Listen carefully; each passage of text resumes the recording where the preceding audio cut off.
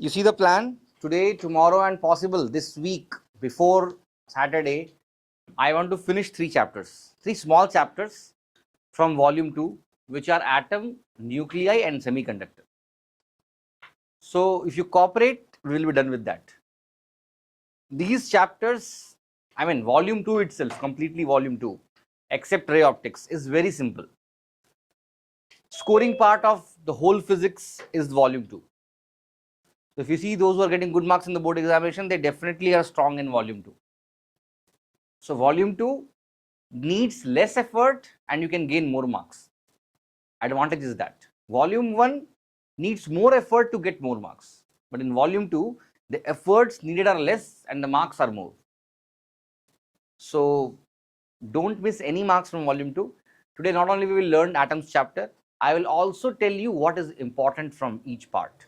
Like what has to be studied, what kind of questions can come in the board examination and all these things. So, today in the class, we will try to finish atoms as much as possible. Small chapter, nothing much is there. Let us see how much we are able to do today. Okay, let us start the class then. Why is the video off of some people? Devadarshan, Nilesh Raghav, video has to be on. Don't forget that, or else I'll put you in waiting room. Okay, so let me on my writing pad here. Not from atoms, rather from dual nature of matter itself, the quantum mechanics start. That is from the photoelectric effect. Okay, so what we are going to learn in these chapters, upcoming chapters, that is in atoms, nuclei, what are you going to learn? Basically, this chapter will make you remember all your 11th standard chemistry chapter, atomic structure. One chapter was there in 11th standard, structure of atom, am I right?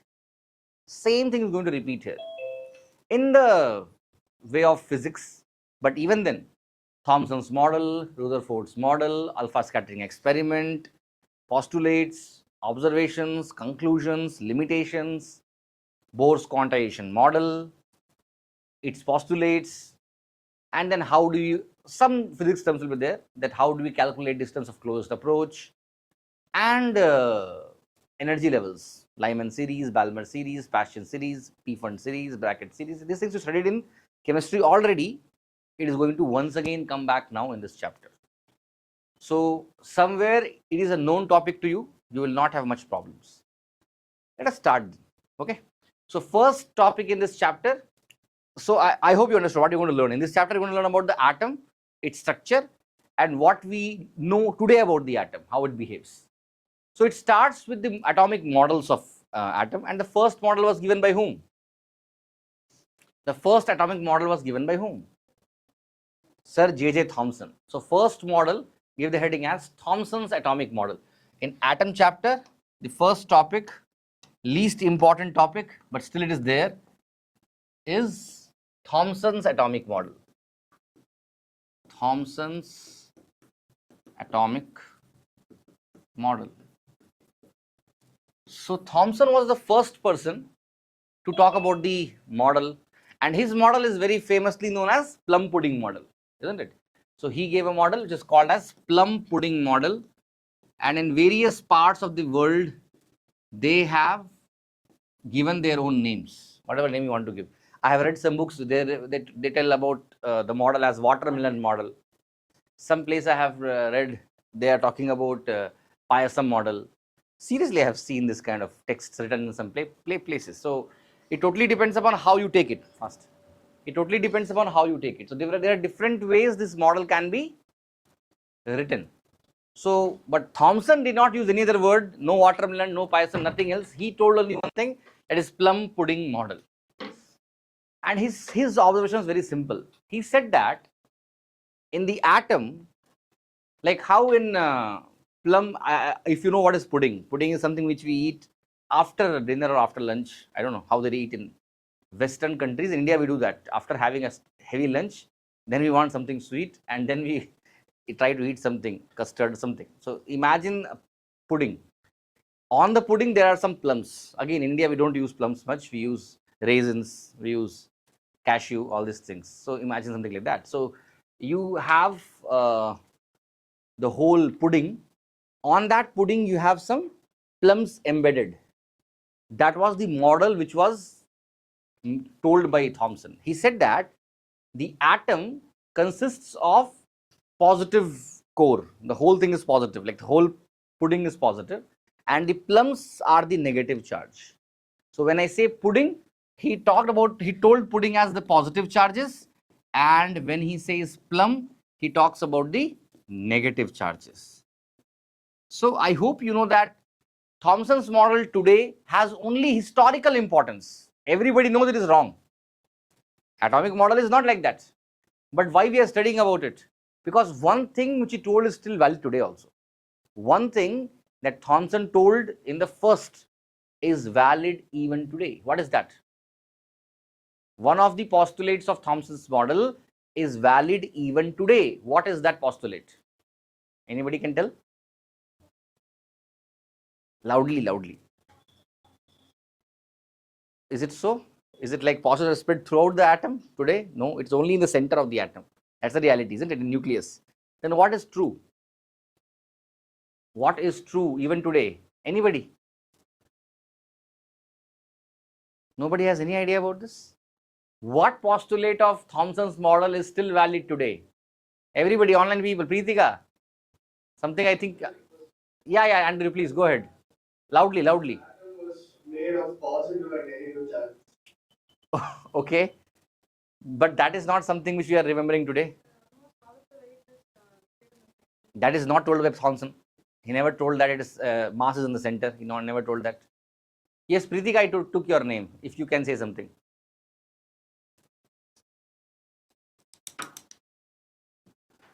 So shall I say the answer? Nobody knows. Seriously. Atom is neutral.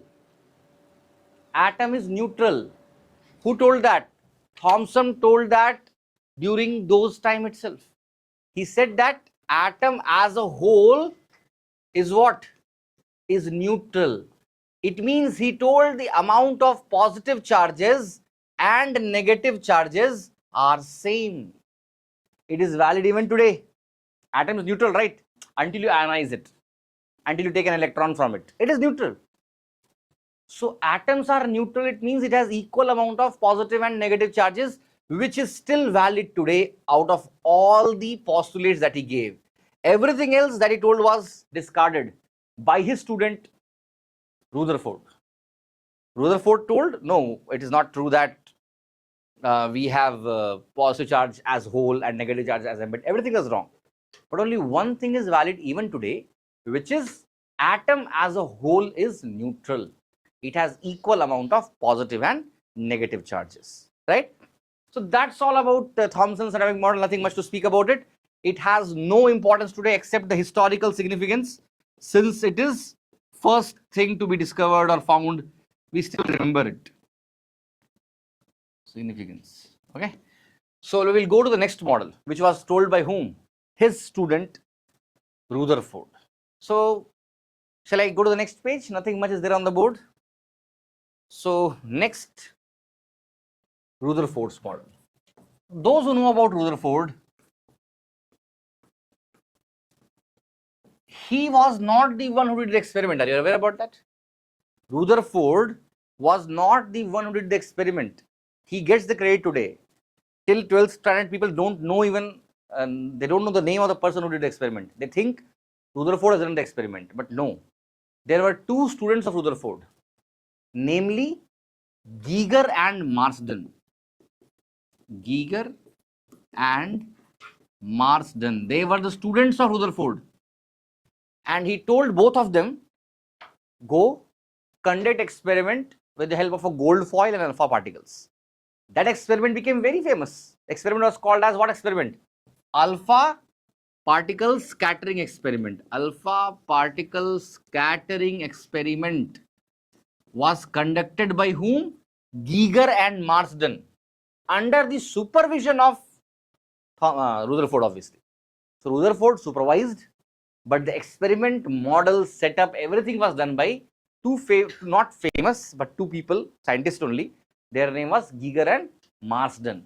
In the exam, if they ask you write about Geiger and Marsden experiment, don't confuse. Giger and Marsden means they're talking about Rutherford's experiment. So in that Giger and Marsden experiment, what was done? I hope you remember that. There was a gold foil taken. Why gold foil? Why not aluminium foil? Why not silver foil? Why gold only? Loudly. Highly malleable. True.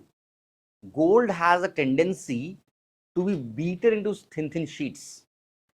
Even silver has, but not as much as gold. That's why we are using this gold silver on the sweets also. If you see Kaju Katli, they will use silver, right? If you go to some hi-fi restaurants, they will use gold also on many food items. So how they are able to use gold and silver if it is so costly? Because what gold you are going to get on your Kaju Katli will not be worth more than 10 rupees, 5 rupees. That much small, 0.00001 gram they will use. Why? Because that is the beauty of gold. It can be beaten into very thin sheets, very thin sheets. So that malleability property of gold made it fit for the alpha scattering experiment. See, what was the idea of Rutherford? It was very simple. He wanted to make one layer of atom and he wanted to bombard the atom with alpha particle. When I say alpha particle, I think you know it is helium. Alpha means what? Helium. So why he took helium? Because there are two reasons for that. One reason is it is easily available by the scattering of the nucleus. That is, if you see, if you take bismuth, it is radioactive in nature. It releases by itself alpha particle, easily available. And that helium nucleus, when it goes and bombards the foil, whatever foil it may be, it will be able to give you an idea about how it deflects. That whether it goes and hits, comes back, or goes to some angle. For that reason, they took helium particle, alpha particle, or helium nucleus. So what was his idea? I will arrange my atoms like this, which was not easy. Because suppose I am having this wooden plank, and if I ask you, in this, how many atoms are there in this thickness? How many? I'm talking about the vertical layering. It may look very thin, but from here to here, it may have at least 20,000 layers of atom minimum. So imagine if you want to cut into the thinnest part of the wood, which has only one layer of atom, it is not possible itself. Even if you take a peeler and take out one small layer of wood, it will be very thin peel of wood, but that also will have hundreds of layers of atom, hundreds of layers, maybe thousands also. Thousands of atom arranged one above, because atomic size is very small. It is in Fermi's. Fermi is 10⁻⁻15 meter. So his idea was, somehow I have to get that much thin layer. It has only one atom. One atom alone is there. Nothing should be above it. That was his idea. So for that, he chose the most appropriate element, which is obviously gold, because gold can be beaten into very thin sheet. You know how much thin it will be? If you blow air, it will tear off. That much thin. And the setup was made in a controlled environment, because a bit of air also can tear off the whole sheet of gold. It is very thin, very thin sheet. So this gold sheet, which was there, this was about to get bombarded with the help of alpha particle.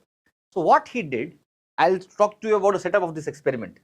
So he had a gold foil, and then to hit gold foil, he used alpha particles. How did he get the alpha particles? He kept bismuth in this kind of lead box, because it's radioactive. So you should keep lead, it should absorb extra things. So here what he kept? He kept some bismuth. Now bismuth being radioactive, it has a tendency of releasing alpha particle. Now it is not there in syllabus. Earlier we used to have alpha decay, beta decay, gamma decay in nucleus chapter. Now they have removed it. Alpha, beta, gamma decays. That will explain you how alpha particle is coming out. But now you understand that some radioactive elements will release alpha particle. So alpha particle was being released by what? This bismuth, kept inside a lead box. This opening, small opening was there, which will make some alpha particles to come out. Are you getting my point? It will come out. To control this, what he had, he had some bricks. once again lead bricks, which is called as collimeter. So collimeter is name given to the setup which makes sure that nothing goes here and there. Whatever goes, it goes straightly. Something will go here and there, it will get absorbed by the lead boxes, lead bricks. These lead bricks are there, no? They will absorb all the extra alpha particle. What does not get absorbed will definitely go and hit the gold foil. This is the experimental setup. And behind gold foil, they had a screen where we had a detector, which is called as zinc sulfide detector. Detectors uses to make sure that if any ray is coming, it will go and catch it. And behind this detector, they had kept one microscope. There was a microscope. This microscope was used to find the angle of deflection. Is setup clear to you? Setup is this microscope and zinc sulfide, no? They are capable of moving like this over this screen behind. So if ray is coming, the ray means alpha particle is coming, and if it is going to go and deflect like this, it will go there and catch the signal. And behind that we had microscope, we can measure the exact angle at which it is getting scattered. Is setup clear to you? We had a lead box in which we kept the bismuth. Bismuth is releasing, it is emitting alpha particle. Alpha particle was guided to go and hit the gold foil by using collimeter, which is nothing but the lead bricks. Make sure that the alpha particle comes and hits the gold foil. Behind the gold foil, it had a screen made up of zinc sulfide. And zinc sulfide is a detector which can go up and down over the screen to catch the alpha particles coming from the gold nucleus. And behind zinc sulfide or zinc sulfide detector was combined with microscope arrangement, which can measure the angle of deflection or deviation. The setup is clear to you? This was setup made by the students, that is Giger and Marsden, and then they plotted a graph. Graph between what and what? Graph between angle of scattering,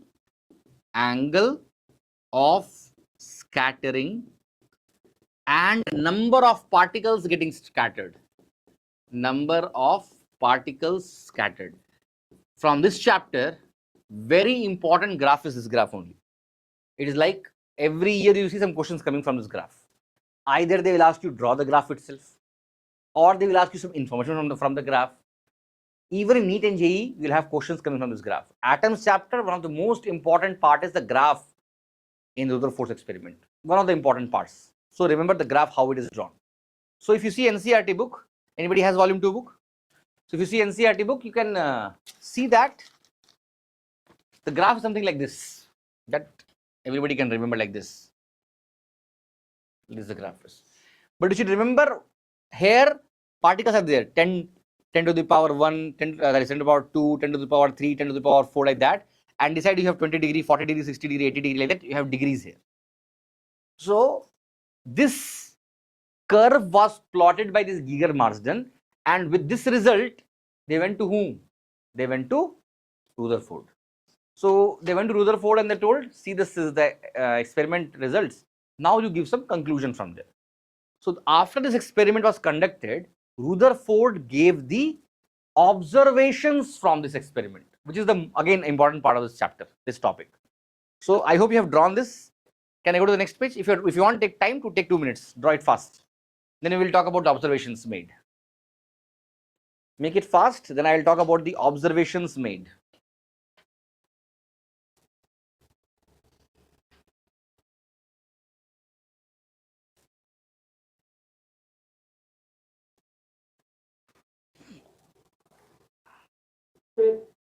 Yes, please tell me, Devadarshan.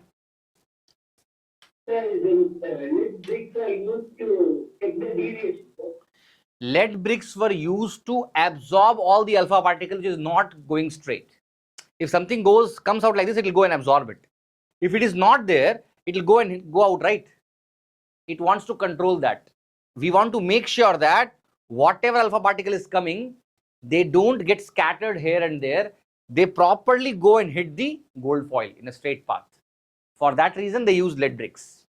Any alpha particle which is having some other angle of scattering, that is going here and there, they will get absorbed by this lead bricks. Are you getting my point? And which does not get absorbed, they'll pass and go and hit the gold foil.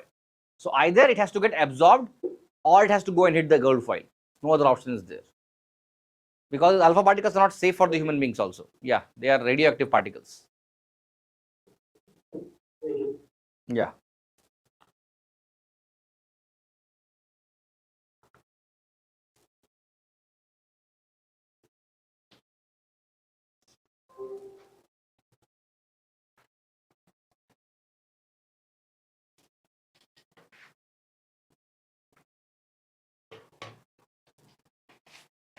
Done.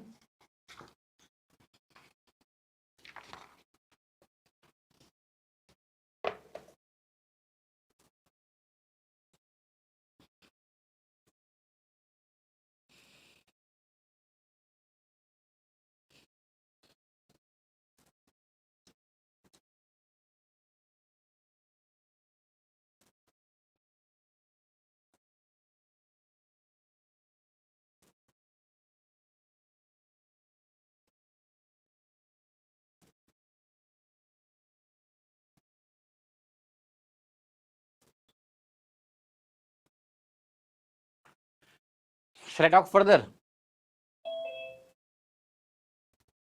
I hope you have drawn this. Okay.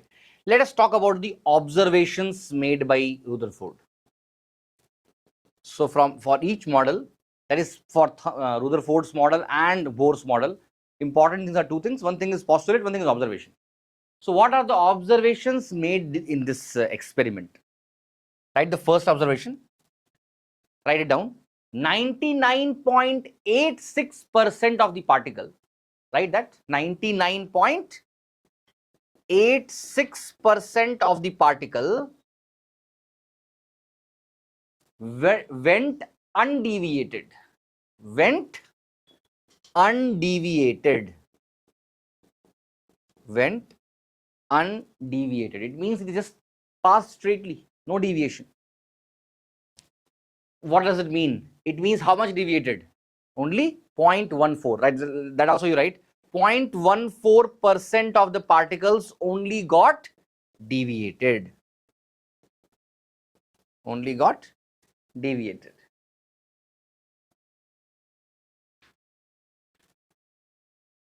Second observation was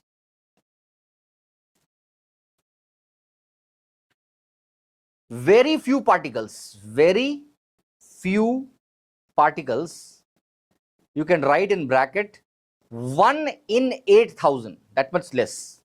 Out of every 8,000 particles, one particle deviated with more than 90 degree.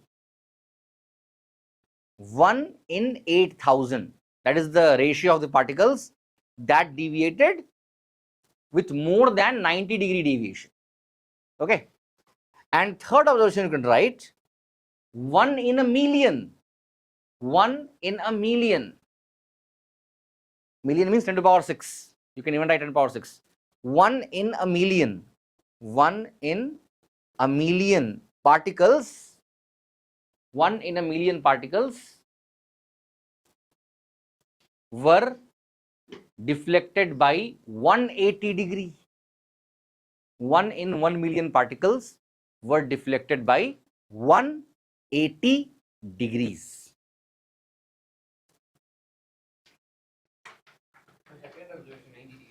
Yes, more than 90 degree. Second is more than 90 degree. 1 in 8,000 is more than 90 degree. Let me draw this. Can I go to the next page? Yes. So what we came to know, if you pay attention, see, we know that we are dealing with an atom, and inside the atom, now we know we have a nucleus. Today we know. What was the observation made by Rutherford, that is from the graph, that most particles are there, no?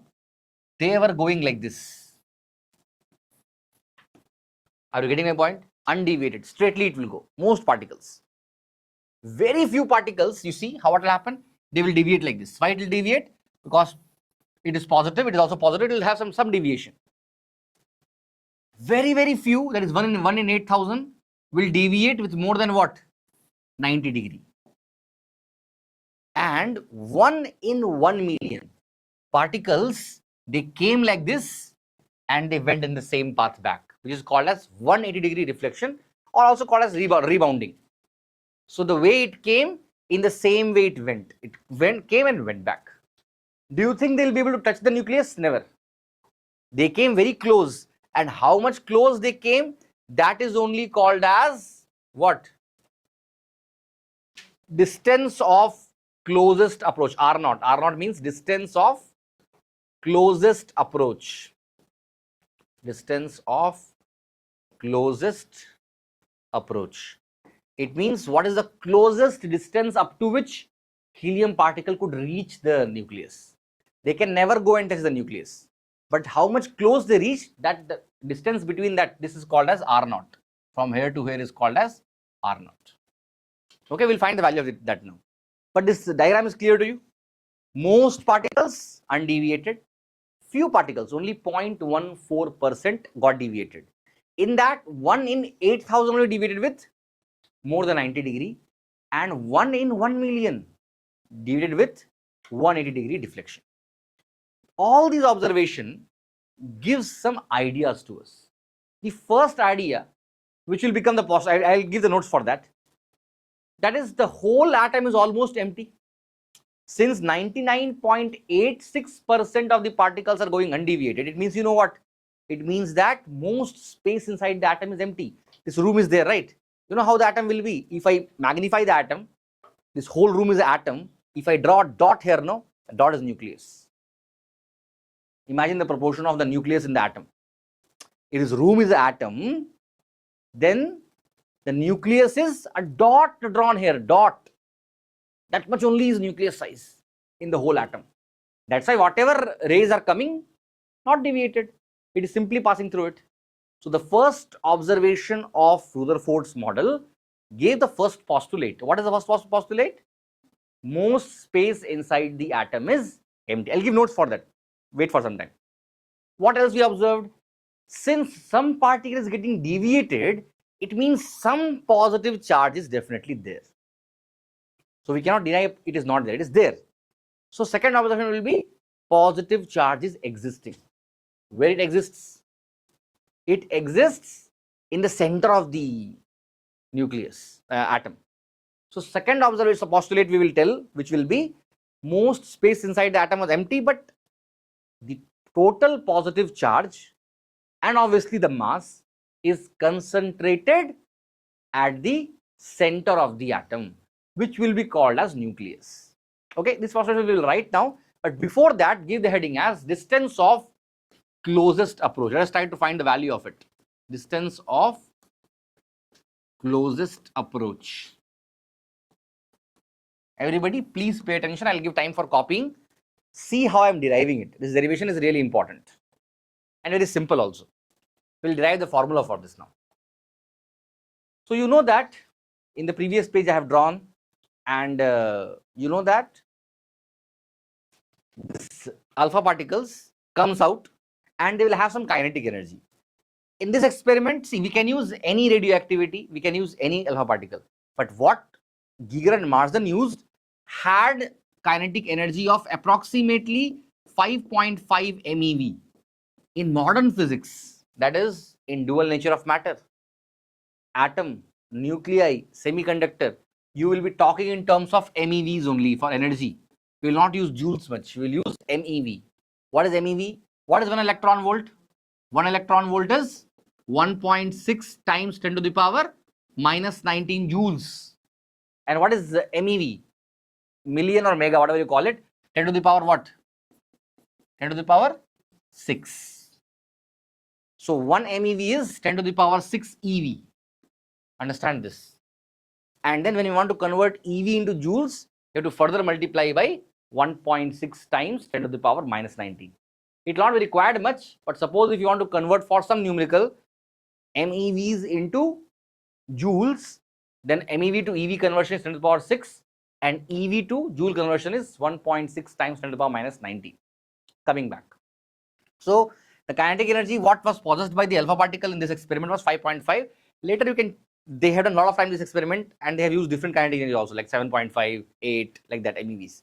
But during the Rutherford's time, it was 5.5 MeV of energy used. Okay, anyhow. So with some kinetic energy only, the alpha particles are approaching here. Am I right? When the alpha particle starts from bismuth, it has some kinetic energy. With that kinetic energy only, it is approaching the nucleus. When it is coming near, and more near, alpha particle is positive, nucleus is positive. It will start exerting some repulsive force on it. Basically, there will be some potential energy between alpha particle and the nucleus. If you remember the second chapter, potential energy formula is K Q1 Q2 by R. You remember this formula? Second chapter. Potential energy formula is K Q1 Q2 by R. So what happens when the alpha particle is approaching the gold nucleus? That time its kinetic energy is slowly getting converted into potential energy. Something like conservation of energy concept. If you have water on the top and the water in the tank, it has potential energy. When you open the tap, water comes down. Conversion of potential energy into kinetic energy. Same way here, kinetic energy of the alpha particle is there, and when it is coming close to nucleus, its kinetic energy is getting converted into potential energy. It becomes less, and at this point, all of the kinetic energy gets converted into potential energy. It stops for a microsecond, and after that, with that potential energy, it will be going back, and now its potential will once again start becoming kinetic. That is the conservation of energy. Are you getting my point? With what energy it came, that kinetic energy is slowly getting converted into potential energy. At a particular distance, all of its kinetic energy became potential. That distance is called as distance of closest approach. So write a definition first. It is a distance at which all the kinetic energy of alpha particle, please copy it. It is the distance at which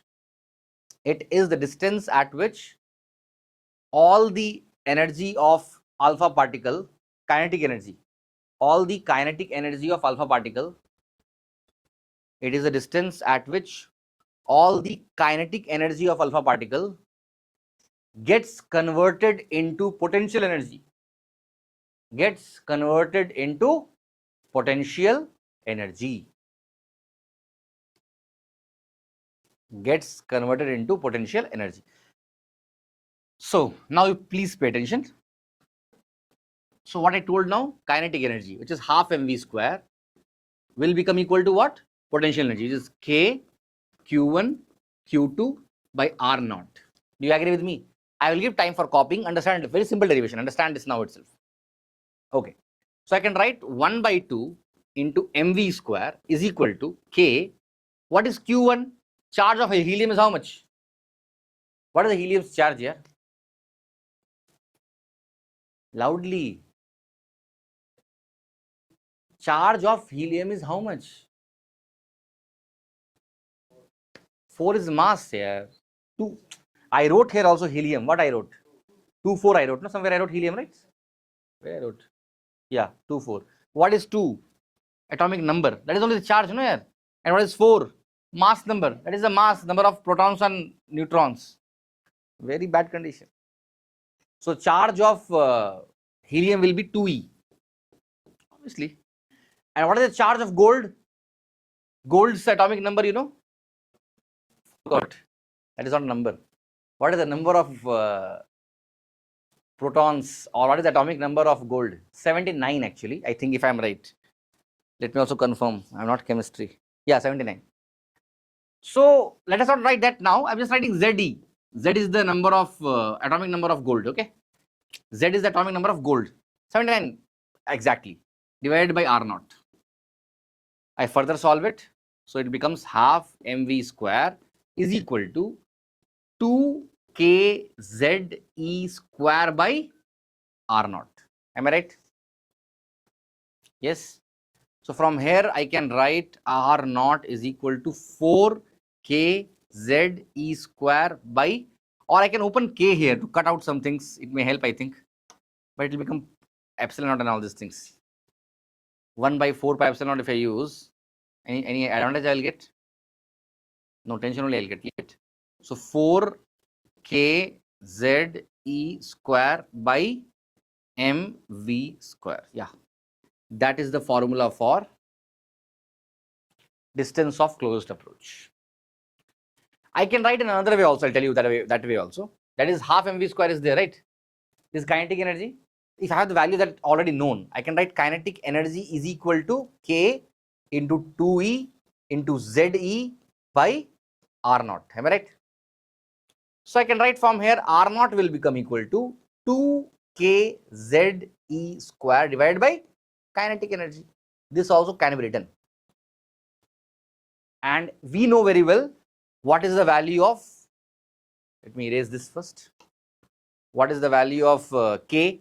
K is 9 times 10 to the power 9. Z for gold is 79. E is 1.6 times 10 to the power minus 19 whole square divided by kinetic energy. I told you now 5.5 MeVs.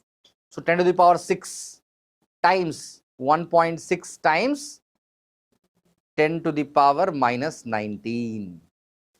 When you solve this, you will get, if I am right, around 43.1 Fermis. Fermi means 10 to the power minus 15 meters, approximately. So that is how we found the distance of closest approach. And one more thing we came to know. We came to know that if distance of closest approach is this much, the nucleus radius will be smaller than this. So what it gave you an idea, you know, this topic gave you an idea that size of nucleus will be in Fermis. Very small it will be. They may ask sometimes to you, what is the advantage or what is the benefit of distance of closest approach? It gives us an idea about size of the nucleus. Is it clear? You can copy it fast. You can copy it. So both formula is there. Whichever formula you want to use, you can use for the given numerical. Rarely it comes, but just for your knowledge.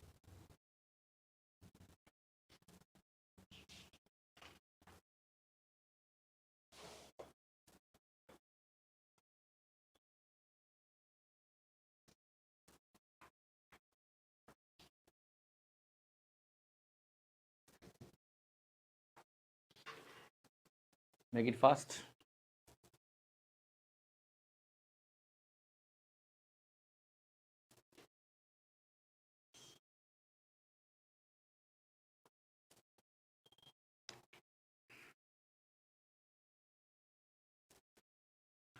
I think it is 41.3, not 43.1, 41.3.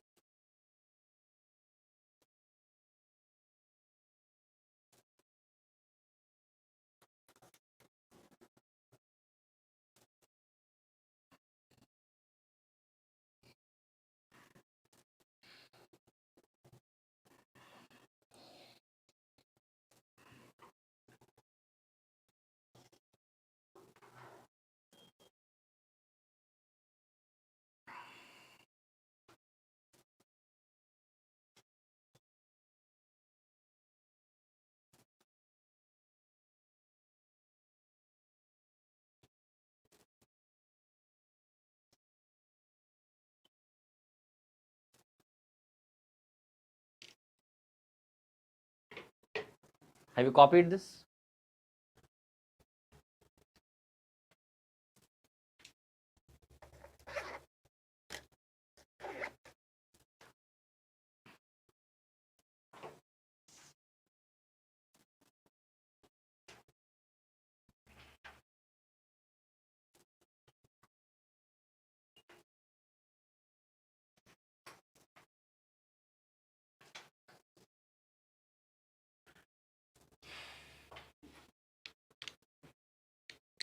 If you allow me, I'll proceed further. Shall I? Okay. Here, people. Suraj done. Where is Lingesh brothers? Left. I know he took leave. Why he took leave? He also has exams upcoming, right? Next week. Volume 2 fully. Okay. I'm going to the next page if I am right. Okay. Varshika done? Okay. Fine. Now write the postulates of this model, Rutherford's model.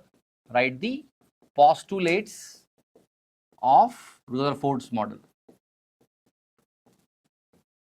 See, always remember, atom chapter mostly will have theory questions only. Very rarely numericals comes from here. Mostly 99% theory questions will come. And from where? The here only. Postulates, limitations, and all these things will come. Like kind of certain questions are there.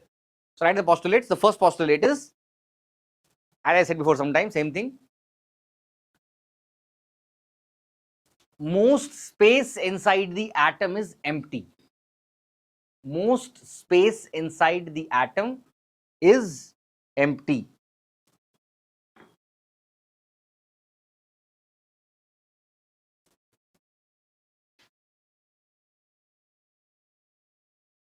And the positive charge and the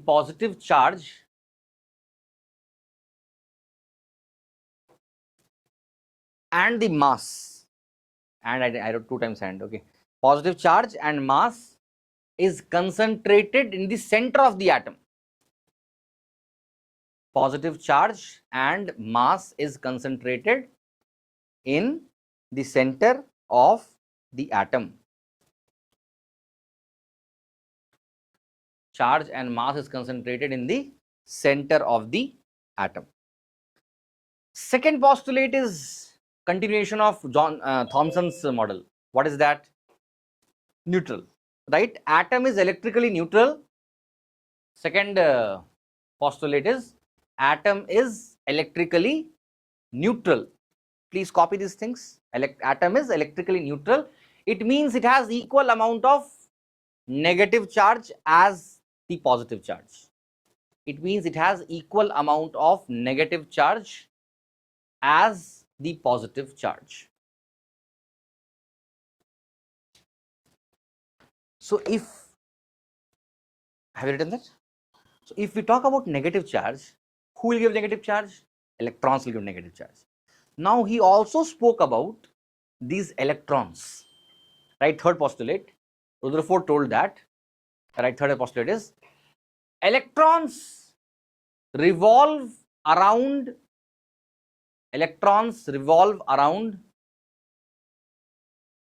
the nucleus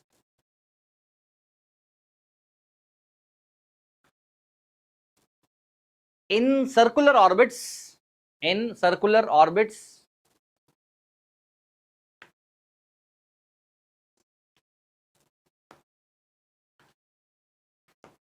the centripetal acceleration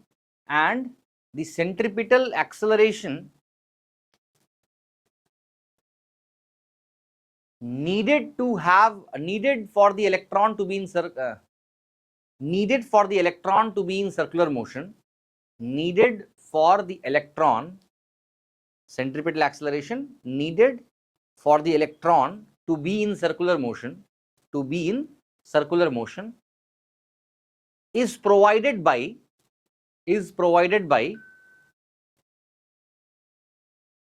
the force of attraction between the electron and the nucleus. Force of attraction between electron and nucleus. See, third point I will explain you. Some of you are confusing in third point. If you know how circular motion behaves, if anything is in circular motion, no, it must have a centripetal force. You know this? In the universe, if any object wants to be in circular motion, it is only possible if there is a center seeking force, or called as centripetal force. For example, if Earth is moving around the sun, circular motion kind of, elliptical only, but it is circular motion kind of. So who gives the centripetal force? You know, the force of the gravitational force of attraction between sun and the earth. Moon is moving around the earth. Who gives the centripetal force for the moon to move around the earth? The gravitational force between moon and the earth. If you take a string, a rope, a wire, something, and you tie a stone, rotate like this, it will be in circular path, right? In this case, who will give the centripetal acceleration? Tension in the string will give. If suppose you have a string and you have a stone and it is moving in circular path like this, who is giving centripetal force? You know, tension in the string is giving. Remember that. If you are moving a bike in circular path, then the wheels of the bike will be providing necessary centripetal force for the bike or the car to be in circular motion. Remember these things. So if anything is moving in circular path, there must be a centripetal force acting towards the center. Remember that. And somebody has to provide that centripetal force, which will give centripetal acceleration also. So who provides that? In the case of this electron moving, it is the force of attraction between electron and the nucleus. This was told by whom? Rutherford. I am not saying it is true or not true. These are the observations made by whom? Rutherford. Right? Fourth postulate also. One more postulate is there. Fourth postulate is size of nucleus is very small compared to size of atom. Size of nucleus is very small as compared to size of atom. Size of nucleus is very small compared to size of atom. Right. So these were the postulates by Rutherford's model. Obviously, when it was given after Thomson's model, heavily accepted by the whole world. Everybody was appreciating the efforts of Rutherford. But later, again, his junior, Bohr, Niels Bohr, his name was, that scientist, he had his own observations. So first, before he gave his theory, he found limitations of Rutherford's model. Next heading give as limitations of Rutherford model. Limitations of Rutherford model. There are two limitations. Again, very frequently asked in board examination. Either direct question or something from A and R. Assertion and reasoning. Limitations of Rutherford model. Okay. First you write, then I'll make you understand. Okay. First you copy this, then I'll make you understand. The first limitation you write.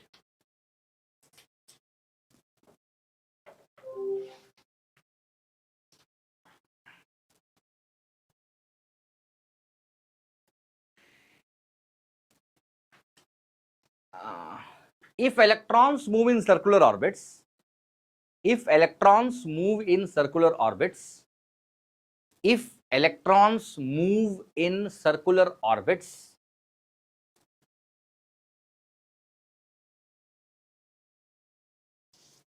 and have centripetal acceleration, and have centripetal acceleration,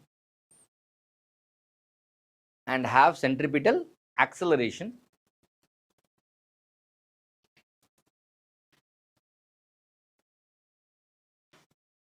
they must radiate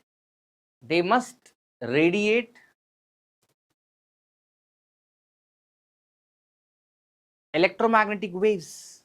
They must radiate electromagnetic waves.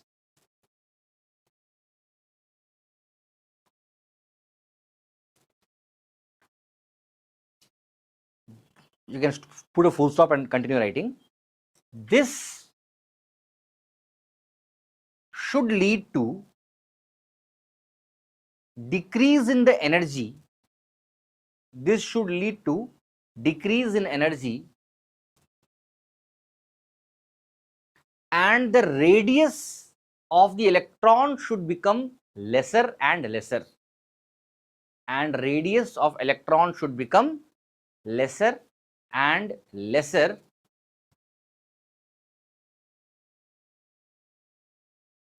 making it to fall inside the nucleus, making it to fall inside the nucleus, which does not happen. Making it to fall inside the nucleus, which does not happen. Which does not happen. Now please pay attention for 2 minutes. Let me explain this point to you. Everybody pay attention.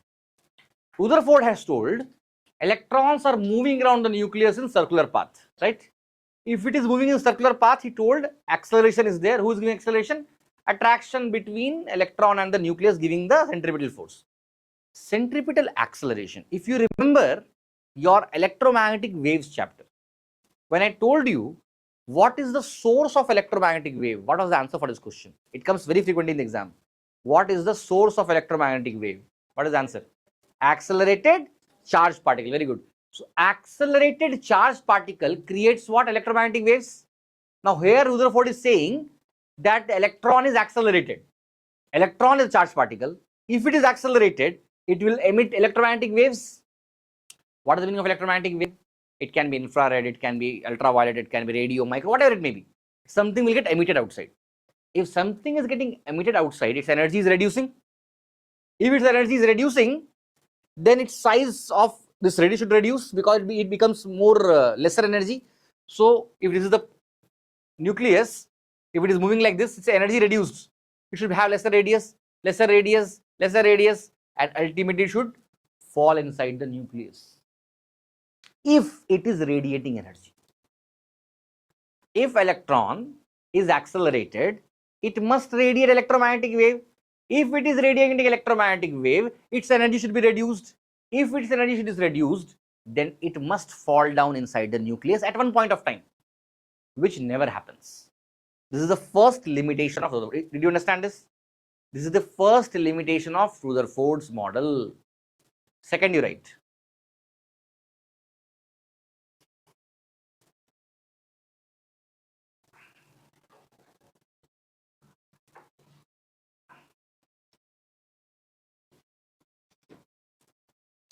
Due to the decrease in energy of the electron, due to the decrease in energy of the electron,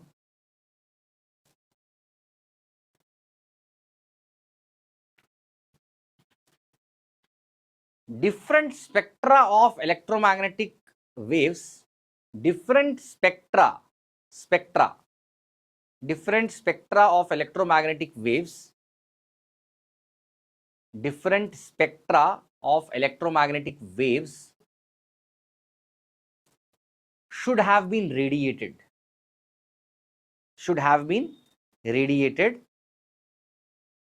giving continuous spectrum, giving continuous spectrum. But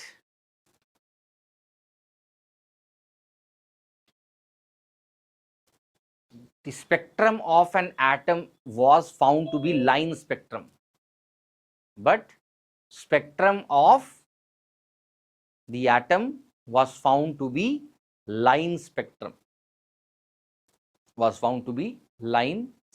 I'll explain this to you. Again, confusing point. Please pay attention. See, if electron is revolving, as per Rutherford's model, it is accelerated.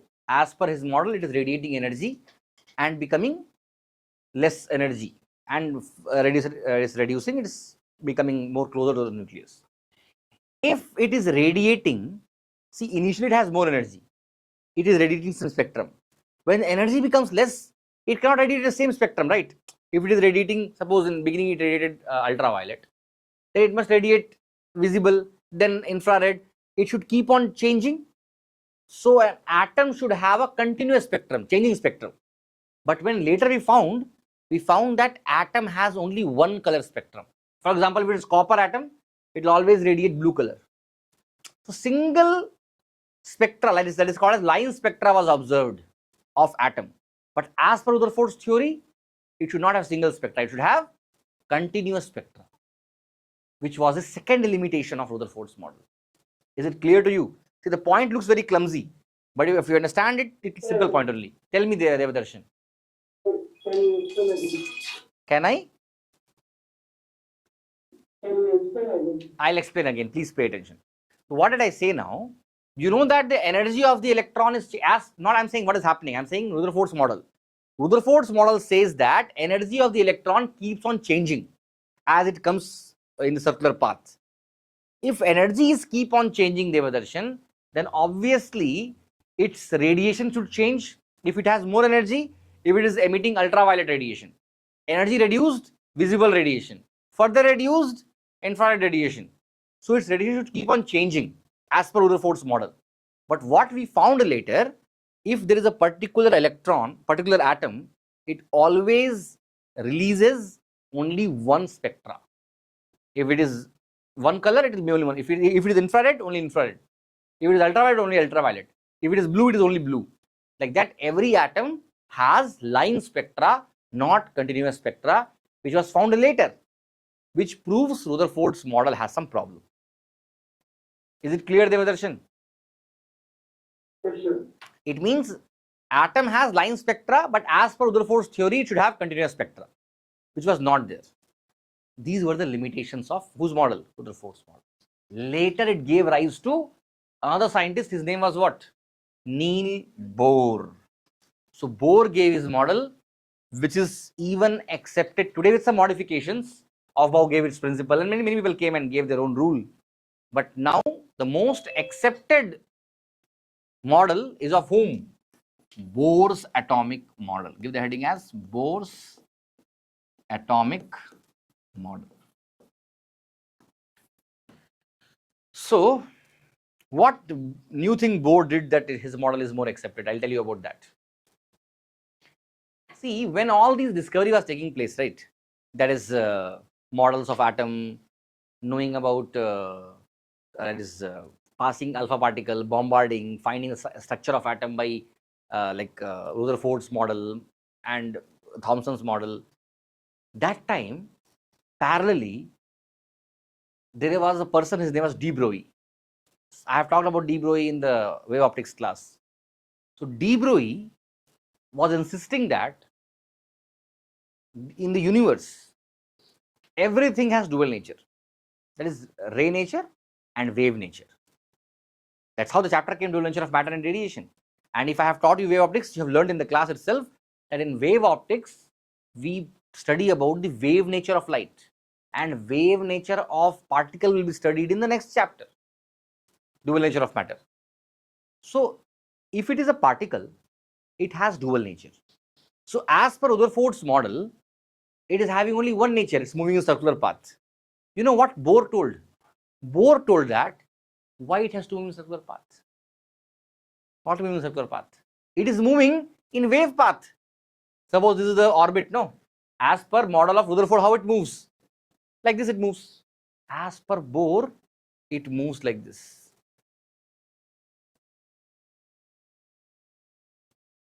What do you mean by this, you know? Crest, trough, crest, trough, crest, trough. So he said that electron itself is not moving in circular path, rather it is moving in wave path. And so he gave Bohr's quantization model. Give the heading, I mean, here itself you can write quantization model.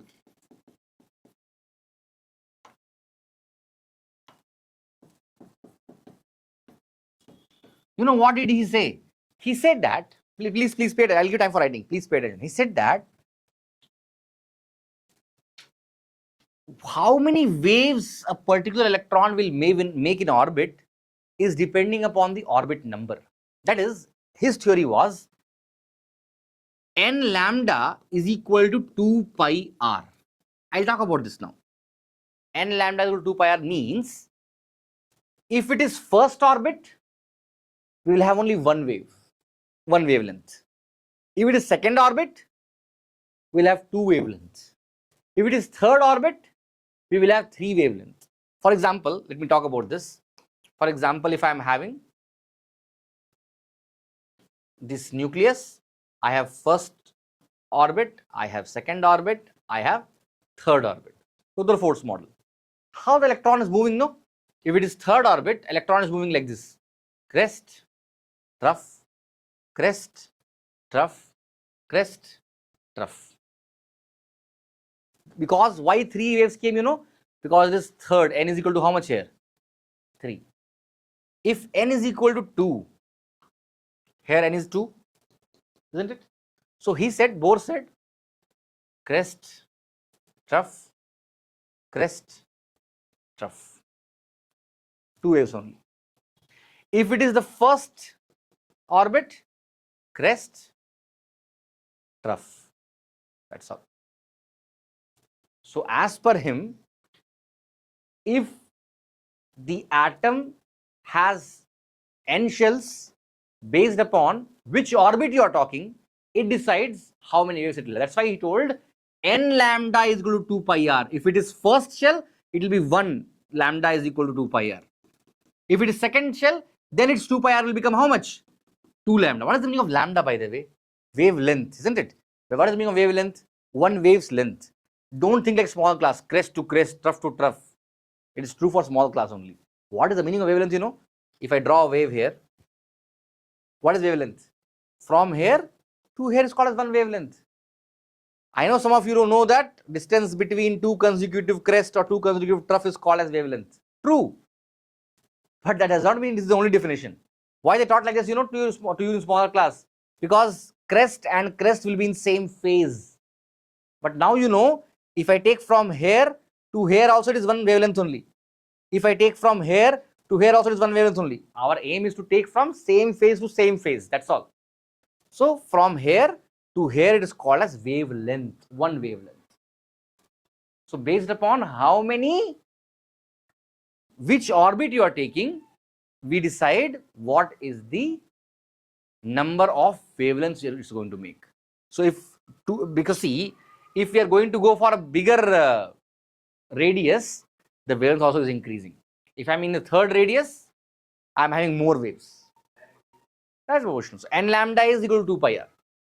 If I solve further, if n lambda is equal to 2 pi r, please pay attention. In this chapter, the last chapter, which I have not taught to you, you may remember from your 11th standard, lambda is equal to what? H by mv. You know this? I hope you know this.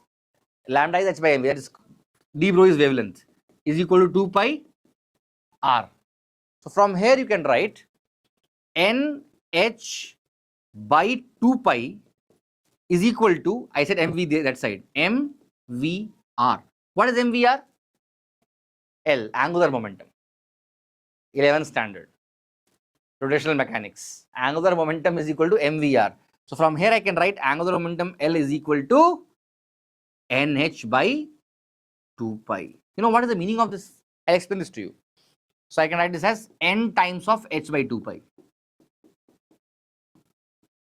This is also called as Bohr's quantization condition. It has a name. It is called as Bohr's quantization condition. Quantization condition. What did Bohr say? Please pay attention. Bohr said that, see, it's very, very deep thing. I don't know how many of you understand this. It's theory, you don't understand also, no problem. But if you have interest in this, if electron is there, see, imagine this room is an atom and there is a nucleus in the center of this room. Now electron is there. Don't you think that there are so many ways electron can move? It has to take a round of nucleus. It can go like this, it can go like this, it can go like this. It can take many paths. It has so many paths. Which path it will take? Who decides that? Nuclei, atom, electron decides that. Electron is not a human being, it cannot decide. It's not a being, it's entity.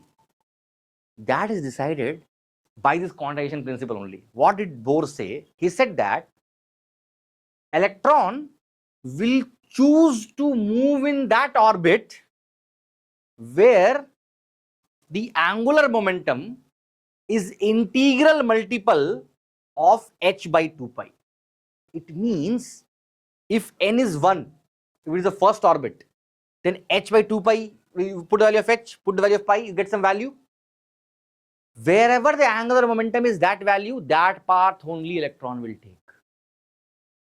Are you getting what I'm trying to say? See, angular momentum is decided by m, v and r. So in this space, based upon what is the mass of electron and what is the velocity of electron, for a particular radius, it will have some mvr value. Wherever the mvr value is h by 1h by 2 pi, there only the first orbit electron will move. Wherever the L value is 2 into h by 2 pi, there only the electrons lying in second orbit will move. And wherever, suppose the energy makes like this, some path, in that path only electron will move. Are you getting what I'm trying to say? It's something with little, what is vague. This whole room, one nucleus is there, electron is moving, electron will choose its path. On what basis it will choose? It will choose that path where the angular momentum is integral multiple of h by 2 pi. This is what is called as Bohr's quantization condition. We'll talk about that in the postulates of the Bohr's theory. First, you copy it fast. I'll give some more notes to you about this theoretical part, but first you write this numerical part.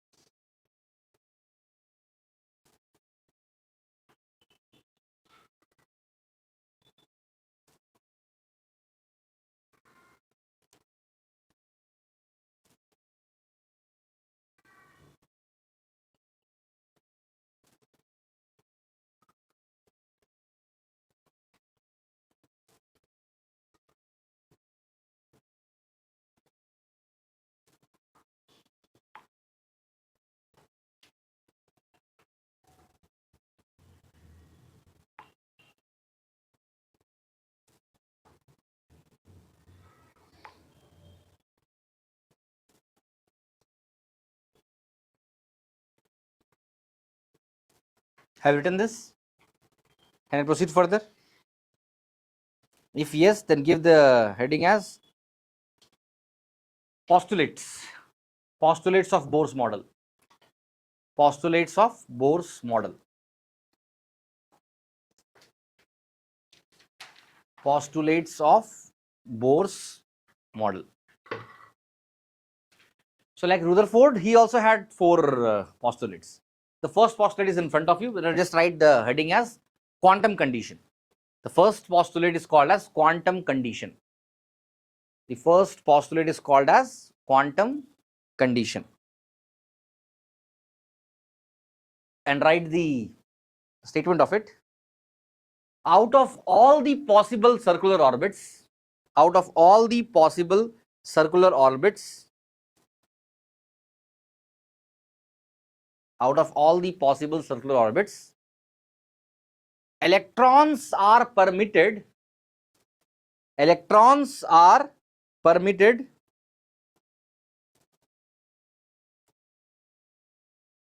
to orbit, electrons are permitted to orbit only where the angular momentum is integral multiple of h by 2 pi, where the angular momentum is integral multiple of h by 2 pi, integral multiple of h by 2 pi.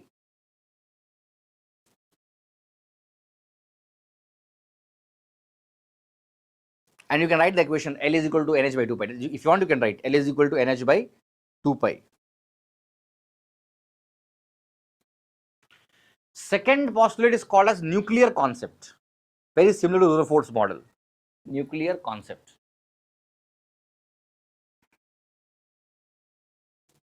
That is, you can write atom consists of small massive central core called as nucleus. Small massive central core known as nucleus, where all the mass and the charge, where all the mass and the charge of the mass and the positive charge, where all the mass and the positive charge of the atom is concentrated. All the mass and positive charge of the atom is concentrated. Third postulate you write as stationary orbits. Third is the concept of a stationary orbit. Third is known as stationary orbit. Something important, right? I'll explain this to you. Write that. While revolving in the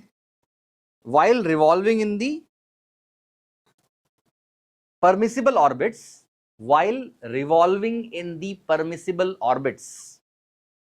third postulate I am telling, while revolving in the permissible orbits, electrons do not radiate energy. Electrons do not radiate energy. These are known as stationary orbits. These are known as stationary orbits. Energy. These are known as stationary orbits. In bracket you can write non-radiating orbits. These are known as stationary orbits. In bracket you can write non-radiating orbits. Meghna, if you are able to hear me, you are from 10th standard if I am right. This is 12th standard going on. If you are hearing me, Meghna. Okay, sir. Today there is no class, by the way. We have leave today and tomorrow on the account of puja. This extra class is going on. Don't say leave means why you are teaching. This extra class going on. Okay. Okay, sir. Okay, sir. Okay, thank you. You can drop. Yes, sir. Okay. Thank you, sir. Did you write non-radiating orbits? Okay. The fourth postulate you write. The fourth postulate is called as frequency condition. Frequency condition.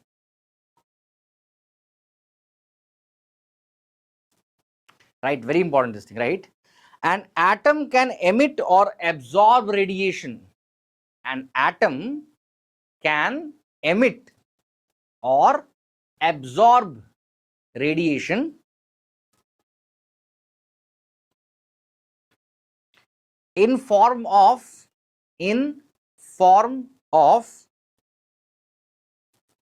photons. In form of photons only when electrons are jumping from one orbit to another. Electrons are jumping from one orbit to another. Electrons are jumping from one orbit to another. Okay. Now please pay attention. I'll talk about the last two postulates. Okay. Stationary orbit concept and frequency condition. Everybody please pay attention. So you may understand by now what was the benefit of Bohr's model over Rutherford's model. Rutherford's model did not explain about why the electron is not falling inside a nucleus. Very clearly told by Bohr. Bohr told that electron, when it is moving in orbit, it has two options. For a particular energy, it will move only in a particular orbit. It is called as permissible orbit. If it has some energy, suppose it has energy E1, then it will only move in which orbit? This orbit, even orbit. It won't move up, down, or nothing. And this orbit he named as what orbit? Stationary orbit. Yeah, permissible orbit, this is only called as stationary orbit or non-radiating orbit. Why non-radiating? It is not radiating any energy outside. But what did Bohr say? He said that it is allowed that electron can jump from one to another, possible. But if it jumps from lower energy to higher energy, it is possible only if it is absorbing some energy, or it is jumping from higher energy to a lower energy. It is possible only if it is releasing some energy outside. He did not say that electrons cannot radiate. It will radiate. But if it is radiating, it will jump from one orbit to another orbit. So he did not say like Rutherford is moving, keep on moving to the path. He told that there are certain paths, fixed paths, where angular momentum is interior multiple of h by 2 pi. Electron is moving in a particular orbit, it has particular energy. If it wants to gain energy, it can gain by what? Somebody supplying some energy outside. If energy is supplied from outside, it will gain energy, it can jump to higher orbit also. If somehow you make the electron to lose energy, that is also possible. So if it is losing energy, it will emit some radiation. If it is gaining energy, it will jump from lower orbit to higher orbit. Both are possible. Emitting also is possible. Absorbing also is possible. If it is absorbing, it will go to a higher level. If it is emitting, it will come to lower level. So if energy is coming out, it will come in terms of h nu. Again, this topic we should learn in the previous chapter. E is equal to h nu. Energy by a particular frequency is given by the formula E is equal to h nu. So as per this, E2 minus E1 is equal to h nu. This is called as frequency condition. How it came in understanding? E2 has some energy, E1 has some energy. The difference in energy is only going to come out. Suppose E2 is having 50 units of energy, E1 is having 30 units of energy. If electron wants to come to 30 units of energy, it has to release how much energy? 20 units it has to release. So if it is releasing 20 units, it will come down. So E2 minus E1 is equal to h nu. H nu is the energy going to come out. E2 is the energy of higher level, E1 is the energy of lower level. So if E2 minus, or somebody can say E1 plus h nu is equal to E2. That is also possible. I can rearrange it. E2 will become E1 plus h nu, no? So E1 energy you are standing and you want to go to E2, absorb h nu. This h nu energy is happening only by photons, remember that. Is it clear to you? So all the four conditions are clear to you. That is the stationary orbit condition, the frequency condition, the quantum condition, and a nuclear concept where the atom is in the center of the nucleus. Is it clear to you? Okay. If it is clear to you, now we have a very lengthy big derivation where we will talk about velocity of electron, we will talk about radius of electron, we will talk about energy of electron, and we will talk about energy levels. That is how electron is gaining energy, going up, how it is coming down, how much energy is released. Little bit of mathematical part will come now, which if I start now, it will take at least half an hour. So I will drop it now. We'll do it in tomorrow's class. Tomorrow at what time the class will be there? It will be properly informed in the group. Today it will be, I will be informed. By night I'll inform it. Don't miss the class tomorrow. The continuity will break. Today whatever you learned will become solid in next class, and tomorrow I will start nuclei also. So tomorrow's class I will finish atom, I'll start nuclei, and then Friday's class I'll finish nuclei, I'll start semiconductor also. So 3-4 days continuously class will be there for my side. Attend and finish all your modern physics concepts. Okay, so you can drop off now. Take care. Bye bye. We will meet tomorrow. Timing I will be mentioning in the group by today evening. Evening means night. Please see the group and come tomorrow for the class in the same way like how you came today. Okay. So everybody make sure that your video is on. We're going to start the class now. Right. So Shweta Shinde, Andrew, Amruta, Ashlina, Kalai Chelvan. Please make sure your video is on soon. We're going to start the class now. I think some of you were not there in yesterday's class, like Andrew Ebenezer and Kalai Chelvan, even Amruta Varshini. If you are hearing me on your video, Amruta, and you are not there in the yesterday's class. Am I right, Andrew Ebenezer? So today's class, I don't know how much you'll understand, but not much relation is there, because yesterday was theoretical class. Today it will be derivation numerical based class. So I'll try to make it simple for you. But whatever you have missed, Andrew Ebenezer, I'm talking to you. I hope you are hearing. So whatever you have missed, that will be uploaded as a lecture by tomorrow. Like it is not going live. I hope you know. The class only gets recorded, so the editor is not there today. He comes only tomorrow. It's leave for everybody. So tomorrow when he comes, he will upload the video in the unlisted link category. Link will be shared to you through app, and then you can go through the video and you can learn what you missed in yesterday's class. So Kalesh Elvan, Andrew Ebenezer and Amrita Varshini, what you have missed yesterday, you will get the link for that tomorrow. Have a look at it to understand whatever I have taught in yesterday's class. But not much I have taught. My teaching was basically more theoretical yesterday, and I'll just give a quick recap today about whatever I taught in the yesterday's class. Meanwhile, Sarukesh, Inaya, video has to be on here. Video should not go off. Okay? Don't let me repeat it 100 times. Throughout the class, the video is supposed to be on, and we will not wait further. We'll start the class now. So, let me open my note.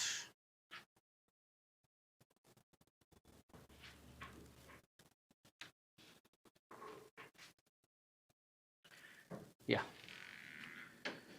So just to have a quick recap about whatever we have learned in the previous class, that is yesterday's class, we are learning atoms chapter. Yesterday's class, I talked about all the atomic models. I spoke about Thomson's model, I spoke about Rutherford's model, and I even spoke about Bohr's model. If I tell you one by one about each model, Thomson's model just has historical significance. We don't use anything of it now except one point, which is atom is overall neutral. So Thomson said that atom looks like a plum pudding, which you already know from your chemistry, that the whole pudding is positive charge, all the plums are negative charge, and the amount of positive and negative charge are same. That's why the atom is overall neutral, isn't it?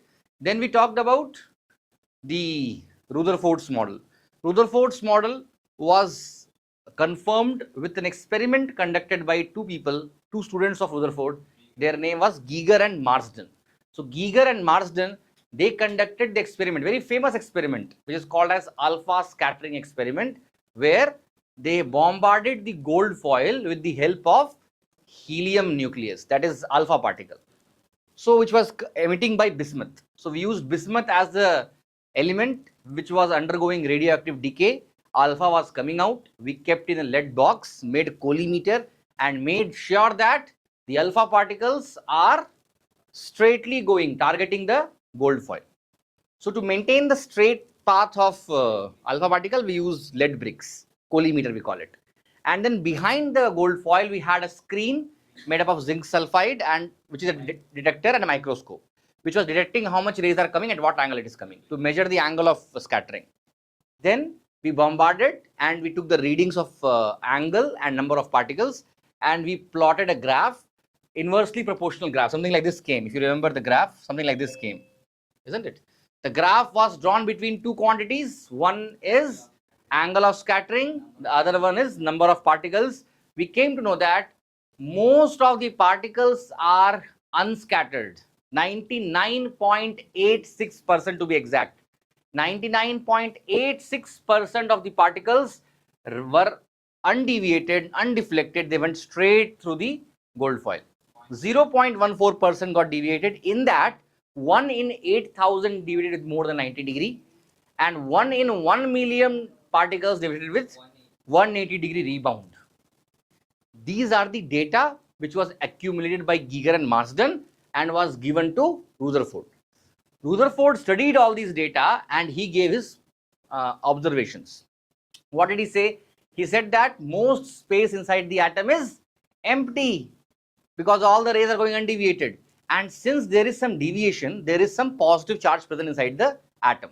And since it is happening only very less, he told that its presence is very small and it is centralized in the core, that is in the center. So all the mass and all the charge, positive charge, is located inside the center of the atom. He called that part as nucleus. And then Rutherford, in his postulates, also told about electrons revolving around the nucleus in circular orbits. He told that electrons are revolving around the nucleus in circular orbits, and the circular motion is maintained by the centripetal acceleration. centripetal force which is acting between the electrons and the nucleus gives the required centripetal acceleration to make the electron be in circular path.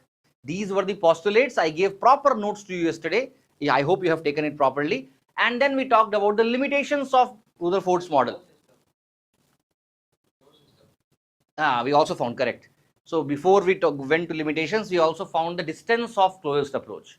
What I said you, the least distance which the alpha particle is able to reach the nucleus, R naught we call it, that least distance is called as distance of closest approach. We found that mathematically by comparing kinetic energy of alpha particles with potential energy between alpha particle and the nucleus.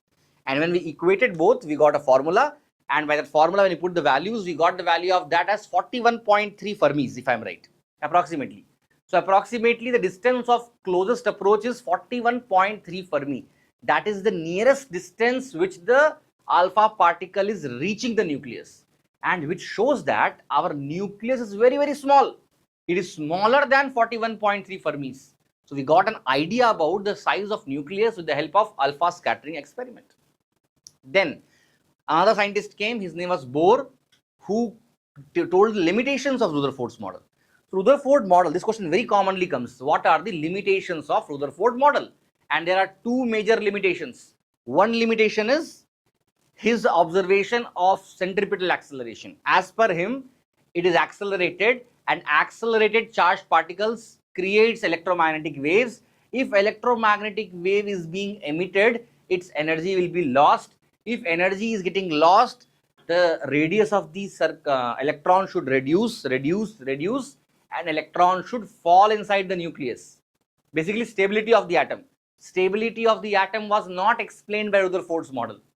So as per Rutherford's model, the electron should revolve, lose its energy, and finally fall inside the nucleus, which does not happen. It was unexplained by whom? By Rutherford's model. Then came second limitation first. Second limitation was the spectra. As per Rutherford's model, it should be a continuous spectra, because electron is keep on losing the energy. If it is keep on losing the energy, the radiation that is going to come outside will also change. Ultraviolet should become visible, should become infrared.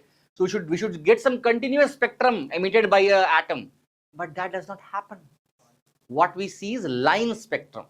Line spectrum means single color of light only is emitted for a particular atom, which once again is a limitation of Rutherford's model. So with all these limitations, Bohr, he gave his own theory. And I told you, Bohr's theory was based upon the wave nature of particle, which you studied in the previous chapter, actually not studied. So dual nature of matter and radiation, that chapter tells you about wave nature of particle. But you have studied about it in the chemistry as well, where wavelength of the electron given by de Broglie's wavelength, lambda is equal to h by mv, if you remember from your 11th standard chemistry something. Then we came to know that electron, which was assumed to move in circular path by Rutherford, was told by Bohr that it is taking wave path. So as per Bohr, based upon the orbit number, the wavelength will be decided. And he said that n lambda is equal to 2 pi r. It means if you are in third orbit, the electron will take 3 wavelengths. If you are in fourth orbit, electron will take 4 wavelengths. If you are in second orbit, electron will take 2 wavelengths. When I am saying wavelength, it means one complete wave, a crest and a trough. That explains why I have drawn 1 wave for first orbit, 2 waves of second orbit, 3 waves of third orbit, and so on. If you take n lambda is equal to 2 pi r and write lambda as h by mv and rearrange the terms, you will get angular momentum L is equal to nh by 2 pi. Again, a very important part. It is also called as Bohr's quantum condition. By this observation, Bohr gave 4 postulates. First one, nuclear concept, which is very similar to Rutherford's concept. As per nuclear concept, nucleus is centrally located where all the mass and charge of the atom is concentrated, right? Second was quantum concept or quantum condition. Before I'll talk about quantum, then I'll go to stationary orbit. So quantum condition says that electron will choose to move only in those orbits where the angular momentum is integral multiple of h by 2 pi. Very important point. Remember that out of all the permissible orbits, electron will choose only that orbit where the angular momentum is integral multiple of h by 2 pi. Then we talked about stationary orbit. Stationary orbit was the point which cleared the concept or the limitation of Rutherford's model. What did Bohr say? He said that electron has two options. It has to be only in one orbit if it does not want to change its energy. If electron is moving in an orbit where it is not radiating any energy or absorbing any energy, that orbit is called as stationary orbit or non-radiating orbit. If an electron is in stationary orbit or non-radiating orbit, its energy will remain same. If electron wants to jump from one orbit to another orbit, it is possible. If it wants to go from lower orbit to higher orbit, it can go by absorbing some energy. So what did Bohr say? He said very clearly, every orbit or all these shells or levels have a fixed amount of energy. For example, one level has 100 energy, 100 units of energy. Second level has 50 units of energy. If electron wants to go from 50 to 100, it has to gain 50 more. If electron wants to come from 100 to 50, it has to lose 50 more, isn't it? So it totally depends upon whether it loses energy or absorbs energy. It is decided whether electron will jump from lower to higher orbit or higher to lower orbit. So we got the formula E2 minus E1 is equal to h nu. This was called as Bohr's frequency condition, and all these things we have learnt in yesterday's class. Those who were there, they may be able to relate with me, whatever I have told now.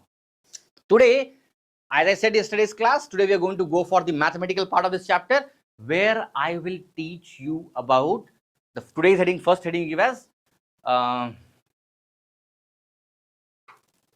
is called as Bohr's radius of hydrogen atom. Bohr's radius of hydrogen atom. Bohr's radius of hydrogen atom. Bohr's radius of hydrogen atom. This is today's first topic. Bohr's radius. Since it was found by Bohr, they are calling it as Bohr's radius, nothing else. Okay.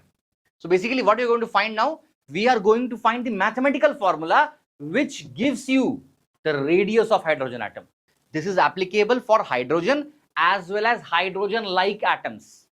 You may ask, what is the meaning of hydrogen-like atoms? Possible helium is there, it will lose on one charge, it will become like hydrogen only, He plus. Like that, if a particular element can get ionized and behave like hydrogen-like atom, isn't it? So hydrogen-like atom and hydrogen atom, only for those atoms this theory is applicable. Pratap, if you are hearing me, why is your video off? Okay, so let us. Native, sir. Okay, so in native video cannot be on. I enable, sir. Okay, look for it. Anyhow, have concentration in class and try to be there in the class. So Yes, there is. yeah, nucleus which has positive charge, electron moving around the nucleus. So we have the nucleus and we have the electron which is moving around the nucleus in the orbit. Now we have already learned in yesterday's class that whatever is the centripetal force, which is mv square by r, centripetal force which is mv square by r, is given by whom? It is given by the force of attraction between electron and nucleus. This was told by Rutherford itself. So what did we learn? We know that whatever centripetal force, what is the formula of that? mv square by r, if you remember from your smaller classes, 11th standard. mv square by r is centripetal force, and centripetal force must be equal to what? Electrostatic force of attraction, which will become equal to k q1 q2 by r square. So k into electron will have E, that will have Ze by r square. You may say that why Ze, why not E? Because it is hydrogen, it will have only one charge particle. Since I am going to use it for hydrogen-like atoms, Z may be different also. So I am taking Z. For hydrogen, Z is 1, no problem in that. But if it is not hydrogen and hydrogen-like atoms, we have to take Z for that element. Okay. So if I rearrange the terms from here, I will get mv square is equal to k, 1 r will get cancel this, KZE square by R. Am I right? So from here I can write this, let this be equation number 1, and from here I can write R is equal to KZE square by MV square. Let this be equation number 2. Is it clear to you what I have done now? Very basic thing I have done. I am equating centripetal force with electrostatic force of attraction, and I have got the radius basic formula as KZE square by MV square. Okay, now what else we can do? Z is the atomic number. Those who don't know, any element, Z into E I am writing, no? Here Z into E. Exactly. ZE I am writing as total charge of the nucleus. So Z is the atomic number, number of protons. E is the basic elementary charge. So any element, I am writing it as Z and A. Z is called as the atomic number, number of protons. A is called as the mass number, number of protons plus neutrons. Nucleons we call it. Next chapter we will learn about it. So Z means total number of protons. So in nucleus what will be there? Protons will be there and neutrons also will be there. But the positive charge will be only by protons. So if you multiply the Z with E, you get total charge of the proton, of the nucleus. Okay. So Ze is the charge of nucleus, E is the charge of electron, and that's how we have found this. Is it clear to you? Up to here any problem? No. Also in the previous class we have learnt that angular momentum L is equal to NH by 2 pi. Do you remember? Yesterday only we learned this, no? That the out of all the permissible orbit, electron will choose to move in that orbit where the angular momentum is integral multiple of h by 2 pi. Remember that?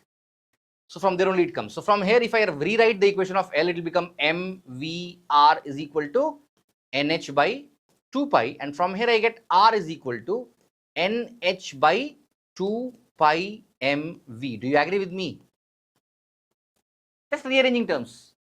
I have two equations of R. I'll equate 2 and 3. That is from 2 and 3. From equation number 2 and equation number 3. What do I get? I get nh by 2 pi mv is equal to kze square by mv square. Do you agree?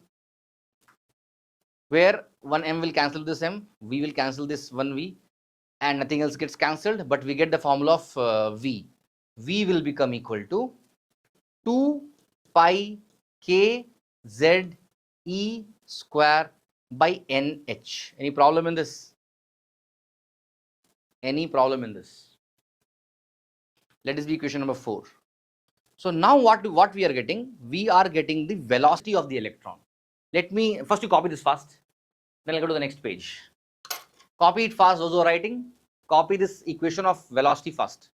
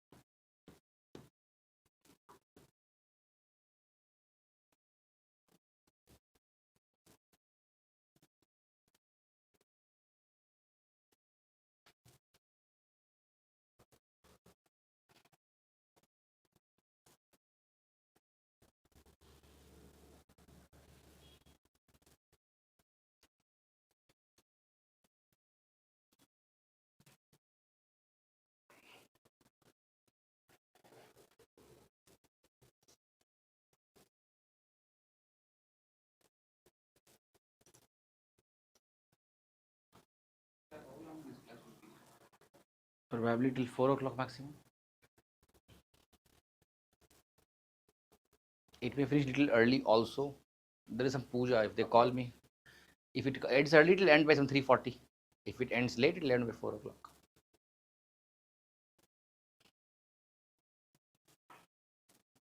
Have you copied this? Can I proceed? Everybody here? I hope all are done. If there is no objection, I'll go to the next page. Varshika, shall I? Okay. So from here, some important things are there. We have this equation, we have that equation, we have this equation. Velocity equation we have, by the way, now. We have the velocity equations 2 pi kz e square by nh. So velocity equation we have as 2 pi kz e square by nh. If I'm right, nothing I'm missing, no? 2 pi kz e square by nh. Yes. Now, please pay attention. If velocity of the electron is 2 pi kz e square by nh, I can multiply and divide by c. What is c? You know, speed of light. Why I am doing this? Because I want to compare my velocity of electron with speed of light. You know what is the fastest thing? Speed of light. Light is fastest to the human beings known today. We want to compare electron, whether how much fast it is, whether it is near to speed of light or not. So for that checking, we are multiplying and dividing by c. If I do that, I can rearrange the terms and I can write 2 pi kz e square by ch into c by n. If you ask me why I have done that, because see, 2 is a constant, pi is a constant, k is a constant, z for a particular element will be a constant, e is a constant, c is a constant, h is Planck's constant. So everything is a constant. I hope you are getting my point. For example, if I am writing this whole thing 2 pi kz e square by ch, this has a name. It is called as alpha. Anybody knows about this? Some of you have learned in school recently. It will change. For hydrogen, if I say, see, again I'm repeating here. So for hydrogen atom, what z is equal to 1, isn't it? So what will be this? It will become equal to 2 pi k e square by ch. Now it will not change. For hydrogen, it will not change at least. And then into c by n. Am I right? This value, that is 2 pi k e square by ch. You can put the values 2 into 3.14 into 9 into 10 to the power 9 into 1.6 times 10 to the power minus 19 square divided by 3 into 10 to the power 8 times 6.63 into 10 to the power minus 34. Planck's is a constant. If everything you put here and solve it, you are going to get 1 by 137. How I am saying this? I remember it. I am doing it for a lot of years. So if you solve this, you will get 1 by 137. That has a name. This is called as, I am talking only about this now, it is called as alpha. Alpha means fine structure constant. This constant is called as fine structure constant. And its value is 1 by 137. It means I got the formula of velocity for hydrogen atom as c by 137 times n, and for hydrogen n is 1. So here itself I could have chosen n as 1 because I took hydrogen atom where z is equal to 1, n is also equal to 1. So I can write here as c, and then I am going to get v as c by 137. This gives me an idea about what is the velocity of electron in the first orbit of hydrogen. If we want to find for nth orbit,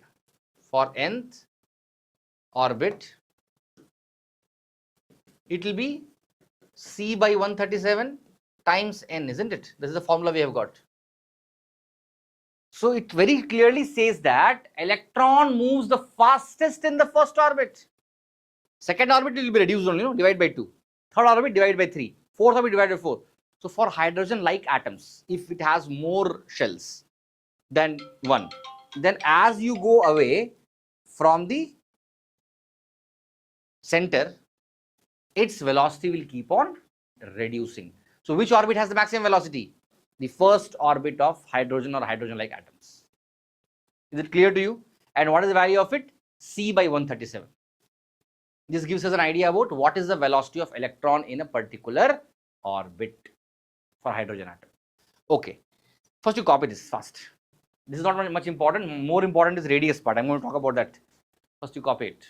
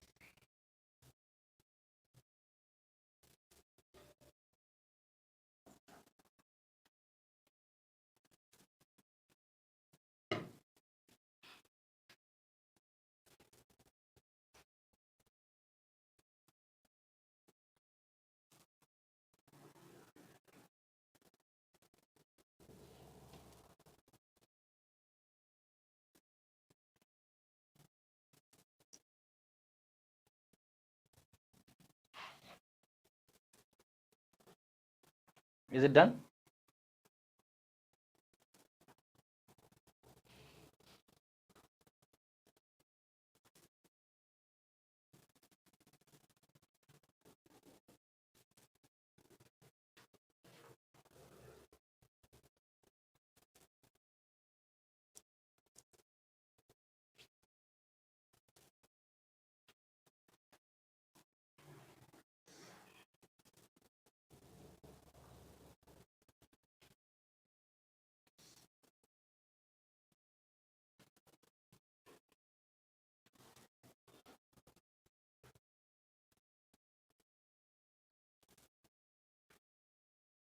Let me know if you are done.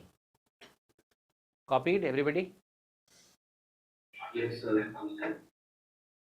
Okay. Can I proceed further? Okay. Now, let us take from the previous page something where we have got the value of radius as, I have NH by 2 pi mv. Since NH is 2 pi mv and V is 2 pi kz square by NH, I'll put 4 in 3. So,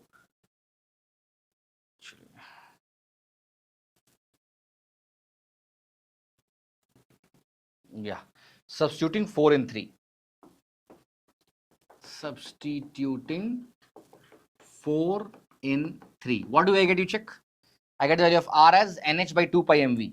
So R is NH by 2 pi. What is M? Sorry, what is V? V is 2 pi kze square by NH. 2 pi kze square by NH. What did I get the radius formula then? Radius formula is N square H square by 4 pi square kze square M. Am I right? Nothing I missed, no?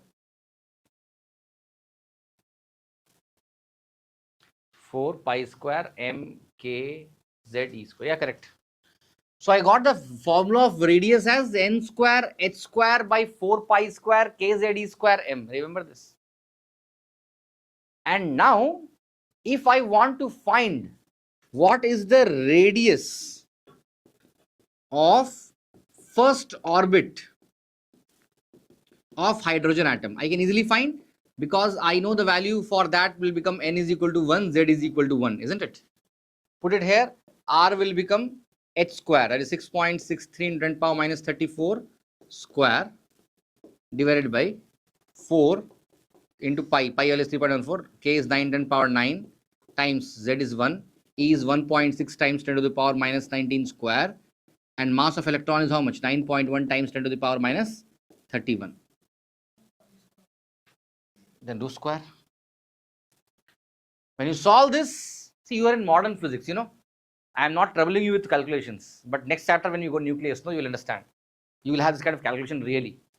So when you solve this fully, you get the radius of the first orbit of hydrogen atom. It will come 0.53 Armstrong. When you calculate this,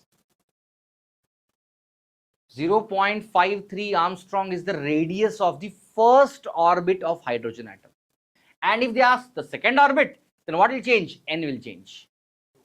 So yes, so our nth orbit will become equal to 0.53 times n square. This formula helps you to find the radius of nth orbit of hydrogen atom.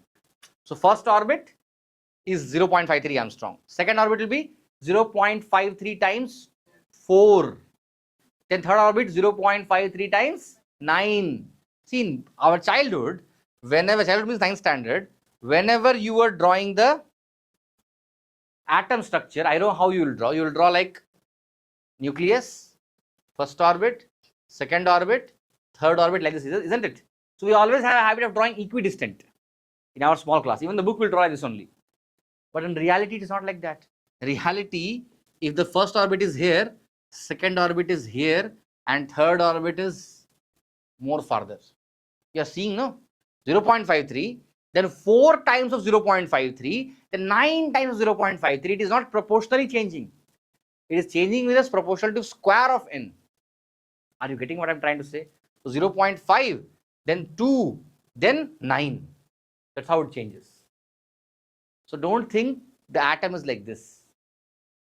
Atom is like that, where the distance between the orbits is keep on increasing as you go more far. Fourth orbit will be 16 times of 0.53, isn't it? So that's how the atomic structure is. I hope you're realizing it after understanding the radius formula. Copy this fast. Make it fast, please. Copy the formula of radius. Then we'll talk about energy. The most important part is energy, and the questions will certainly come from here in the board examination. Every year it comes. Energy based question.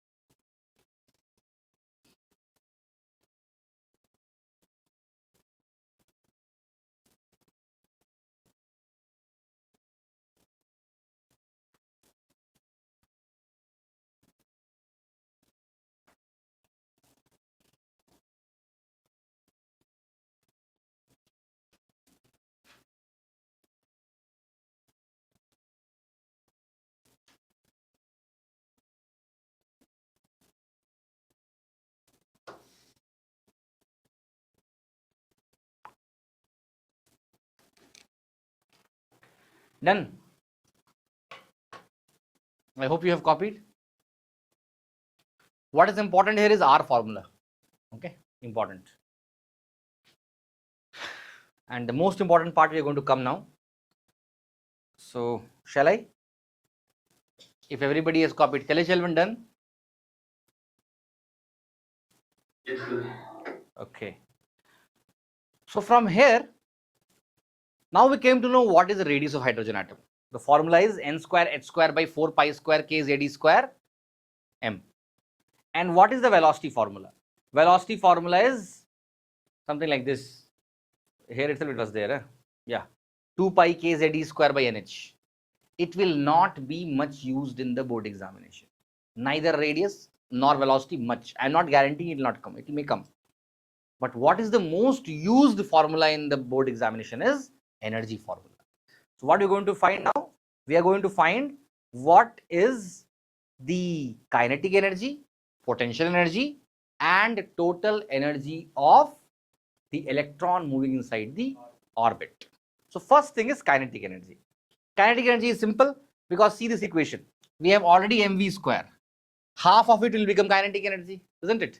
So from equation 1, kinetic energy will become equal to half mv square, which will become equal to half into what is mv square value? Mv square was kze square by r. So it will become kze square by r. So you came to know what is kinetic energy. What is that? Half kze square by r. Clear? Any problem in this? Okay. Now writing potential energy.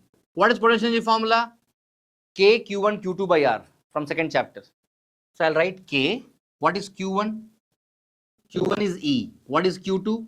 Ze. See, energy is a scalar quantity. You must use negative positive sign also. Electron will be minus E, isn't it? You may say, sir, why you not used here minus E? Force is scale vector quantity. When I taught you first chapter itself, I told you whenever you are finding electric field or electric force, no need of using minus plus.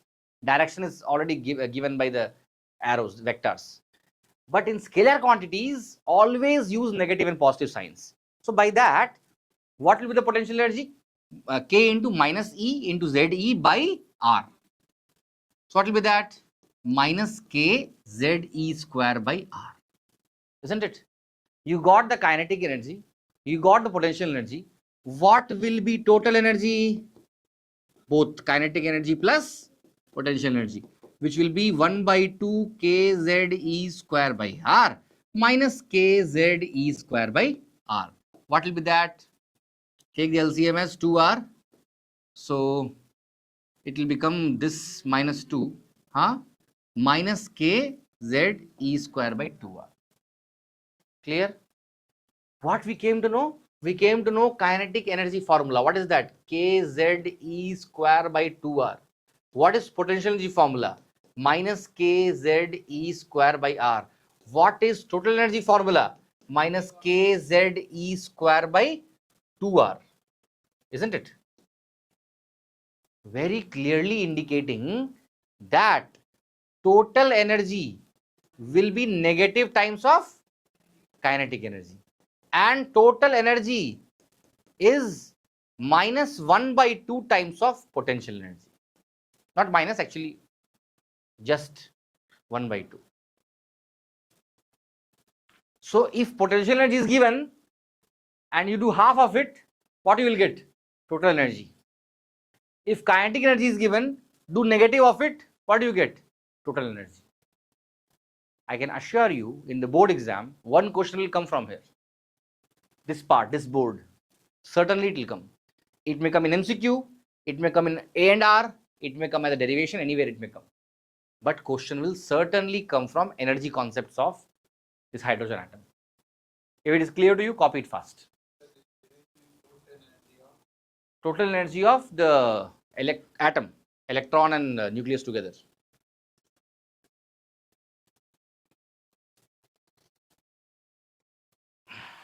Make it fast. Have you copied it?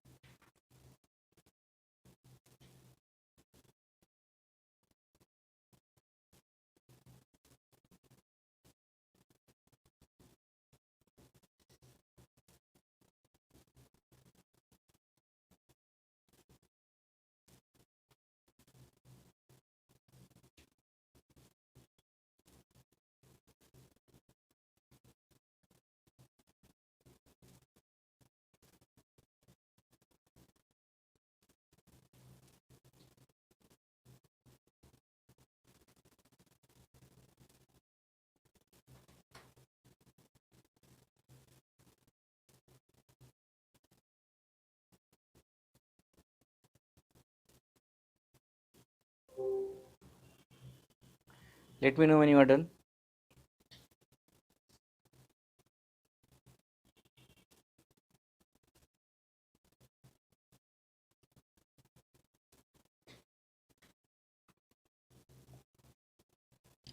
Done. Okay. So what we have got the value of total energy as minus kZe square by 2r. Am I right? Minus kZe square by 2r. Let me write it.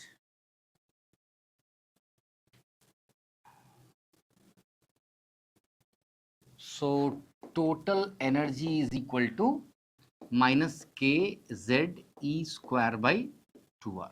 Am I right?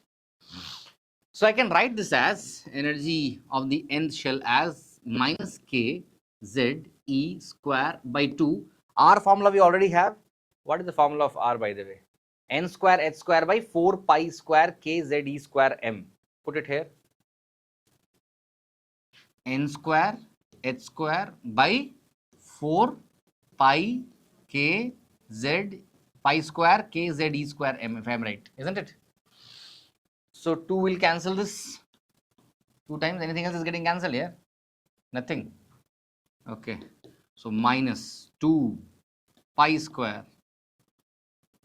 K square is there, K only, no? In our formula, K square is not there, right? Only K is there. Okay. So 2 pi square kZe square m by, actually z square will come. E power 4 will come. K also, yeah, K square will come. So 2 pi square K square Z square e power 4 m by n square h square, isn't it? NCERT book, if you see, they would have done K is equal to 1 by 4 pi epsilon naught. So they would have got little bit different from what I've got, but meaning is same only. Are you getting? If you take K as 1 by 4 pi epsilon naught, it will change, little. Yes, it will get cancelled, but I don't want to cancel. I want it to be in K form itself. So I got the equation of energy as 2 pi square K square Z square e power 4 into m by n square h square. Is it clear? 2 is a constant, pi is a constant, K is a constant, Z for a particular element is a constant, E is a constant, M is a constant, H is a constant, N is variable because for different shell energy will be different. It means that in a particular atom, different shells or different orbits will have different energy. Clearly visible from here, right? For a particular atom, 2 is pi, K, Z, E, M, H, everything is constant. So you can determine the value of the energy of each orbit for an atom. How to find that? If I put the values of everything, that is energy of nth shell is minus 2 into pi is 3.14 square into K is 9 times 10 to the power 9 square. Z for element, let it be Z itself. Like for hydrogen, if I am taking, it will be 1. For hydrogen, let us find for hydrogen atom. Okay. So Z is 1 and E is 1.6 times 10 to the power minus 19 power 4. Mass of electron is 9.1 times 10 to the power minus 31 divided by n square into h square is how much? 6.63 into 10 to the power minus 34 square again. Again, when you solve this whole big equation, you are going to get the value of energy as minus 13.6 times n square. In terms of electron volt, I have derived. That is, if you solve, you will get in joules, then you will divide by 10 to the power 6. Sorry, 1 point is 10 to the minus 19, then you will get in electron volts. So always remember that energy for the nth shell for hydrogen atom is minus 13.6 by n square. By this formula, tell me, you should tell me, what is the value of E1? Those who know mathematics, basic mathematics, E1. Minus 13.6 electron volts, am I right? What is E2? How much is that, man? You have mobile calculator? I have. So why to waste time in this now? 13.6 divided by what? 4. Minus 3.4, correct. Minus 3.4 electron volt. What is E3? I'll ask for 4 also. So 13.6 divided by 9, 1.51 minus 1.51 electron volt. What about E4? How much? 0. I also know. 13.6 divided by 16, isn't it? It will become 0.85 minus 0.85 electron volt. E5 how much? 13.6 divided by 25, 0.544 minus 0.544 electron. E6 also let me find. I'll tell you why I'm doing all this. 13.6 divided by 36, 0.377 electron volt. And if I go further, it will become minus, 0.31 or 29, like that it will become. Okay. Now, whatever values I have found here, let me plot on a graph now, energy graph. Shall I erase this? You wrote this or not? Minus 13.6. Did you write all this? Please copy it fast. Copy fast. Copy fast. If you copy, then I will be able to draw the energy diagram. Last topic of this chapter we have reached. First, you copy this. Make it fast, please.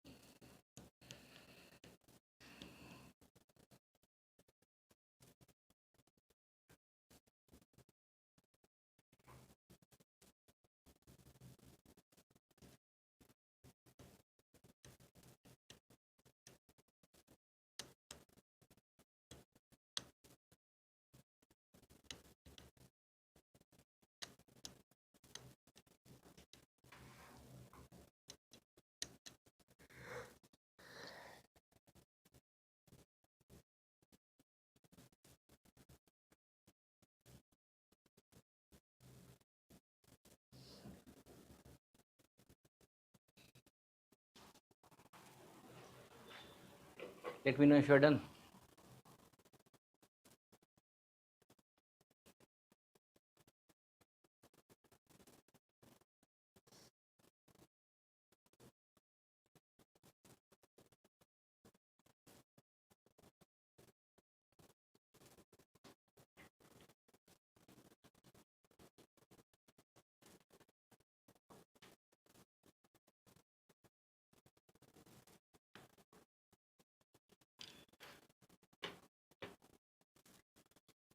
Done? Everyone? I hope you are writing. Guys, done? I'm going to erase this page. Okay.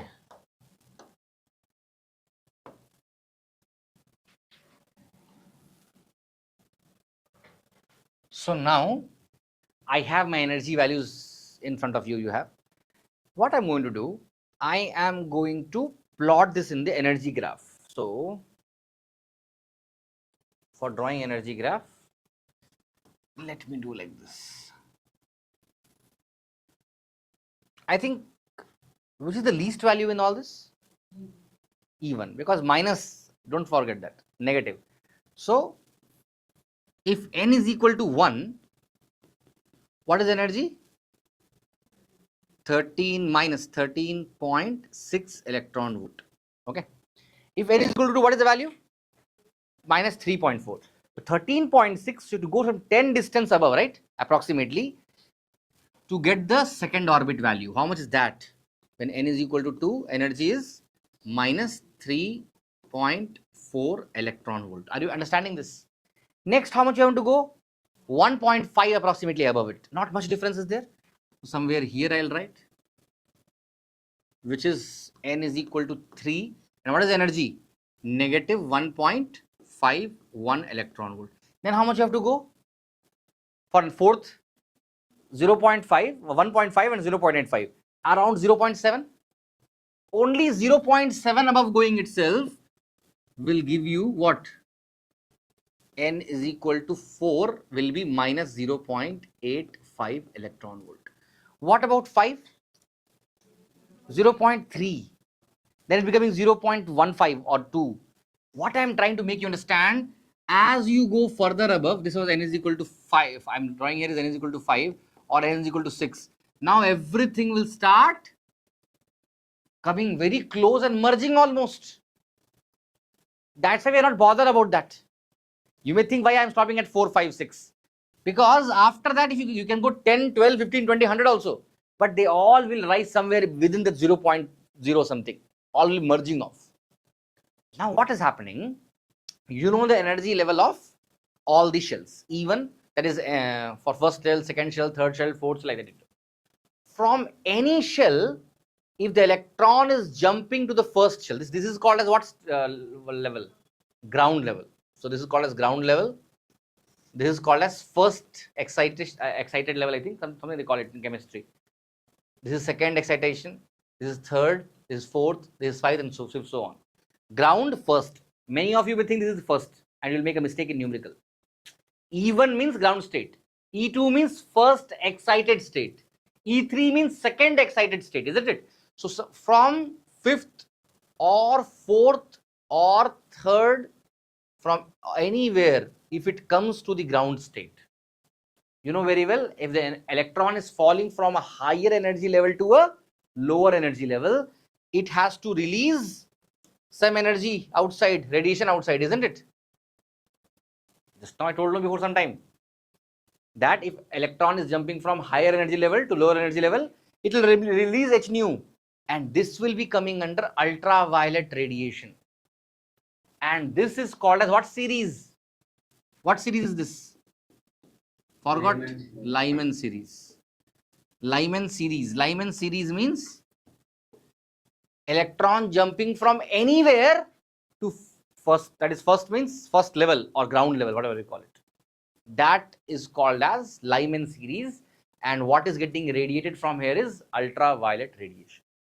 Same way, anywhere if it is jumping to second level, or you call it as first excited level, then what will be coming out? Visible radiation will be coming out. What is this series called as? Forgot everything, right? Balmer series.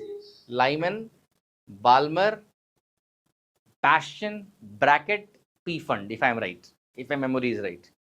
This is only Lyman, Balmer, Paschen, bracket, P fund, if I am right. I am not very sure about this. But anyhow, next what will happen? From anywhere it is falling to second excited or N is equal to 3. What will come out is infrared, and it is called as what series? It is called as Paschen series. Paschen. Name of the person who found that. Anywhere if it is jumping to fourth, that will be called as, that will be releasing once again infrared IR only, and it is called as bracket series. And if you are jumping anywhere to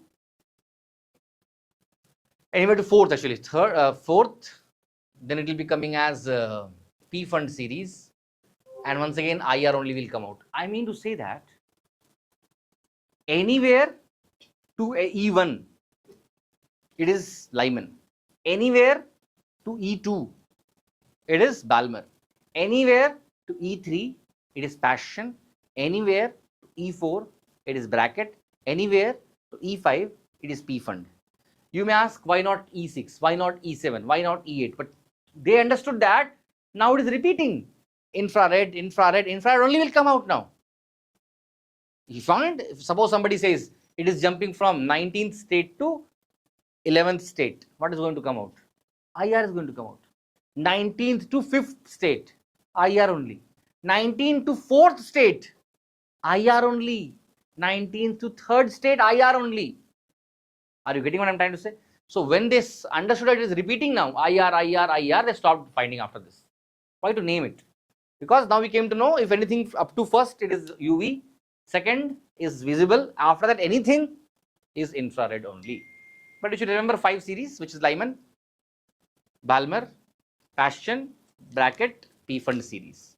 And you should remember from which to which jumping is which series and what is going to be radiated. Like in Lyman, UV, in Balmer, in visible, and then in all the other series, infrared radiation will be emitted. Is it clear to you? I hope you are realizing what is happening here. How electron is jumping from one level to another level and why energy is released. These things should be clear to you. It should not be like mugging up. Electron in one energy level, higher energy level. If it is jumping to lower energy level, it is possible only if it is radiating some energy outside, right? It is at higher energy. It wants to come at lower energy. It has to release something from it. And by releasing, it is releasing some radiation, electromagnetic radiation. And that is only series. If it is clear to you, draw this diagram and this chapter ends. Atom is over. So after the finishing of atom, next thing is nuclei. So definitely today almost time is 3:40, and if I go further today, nothing much I can do. So see my plan, especially for the children who are having upcoming exams and you have volume 2 in portion. For them only I am worried.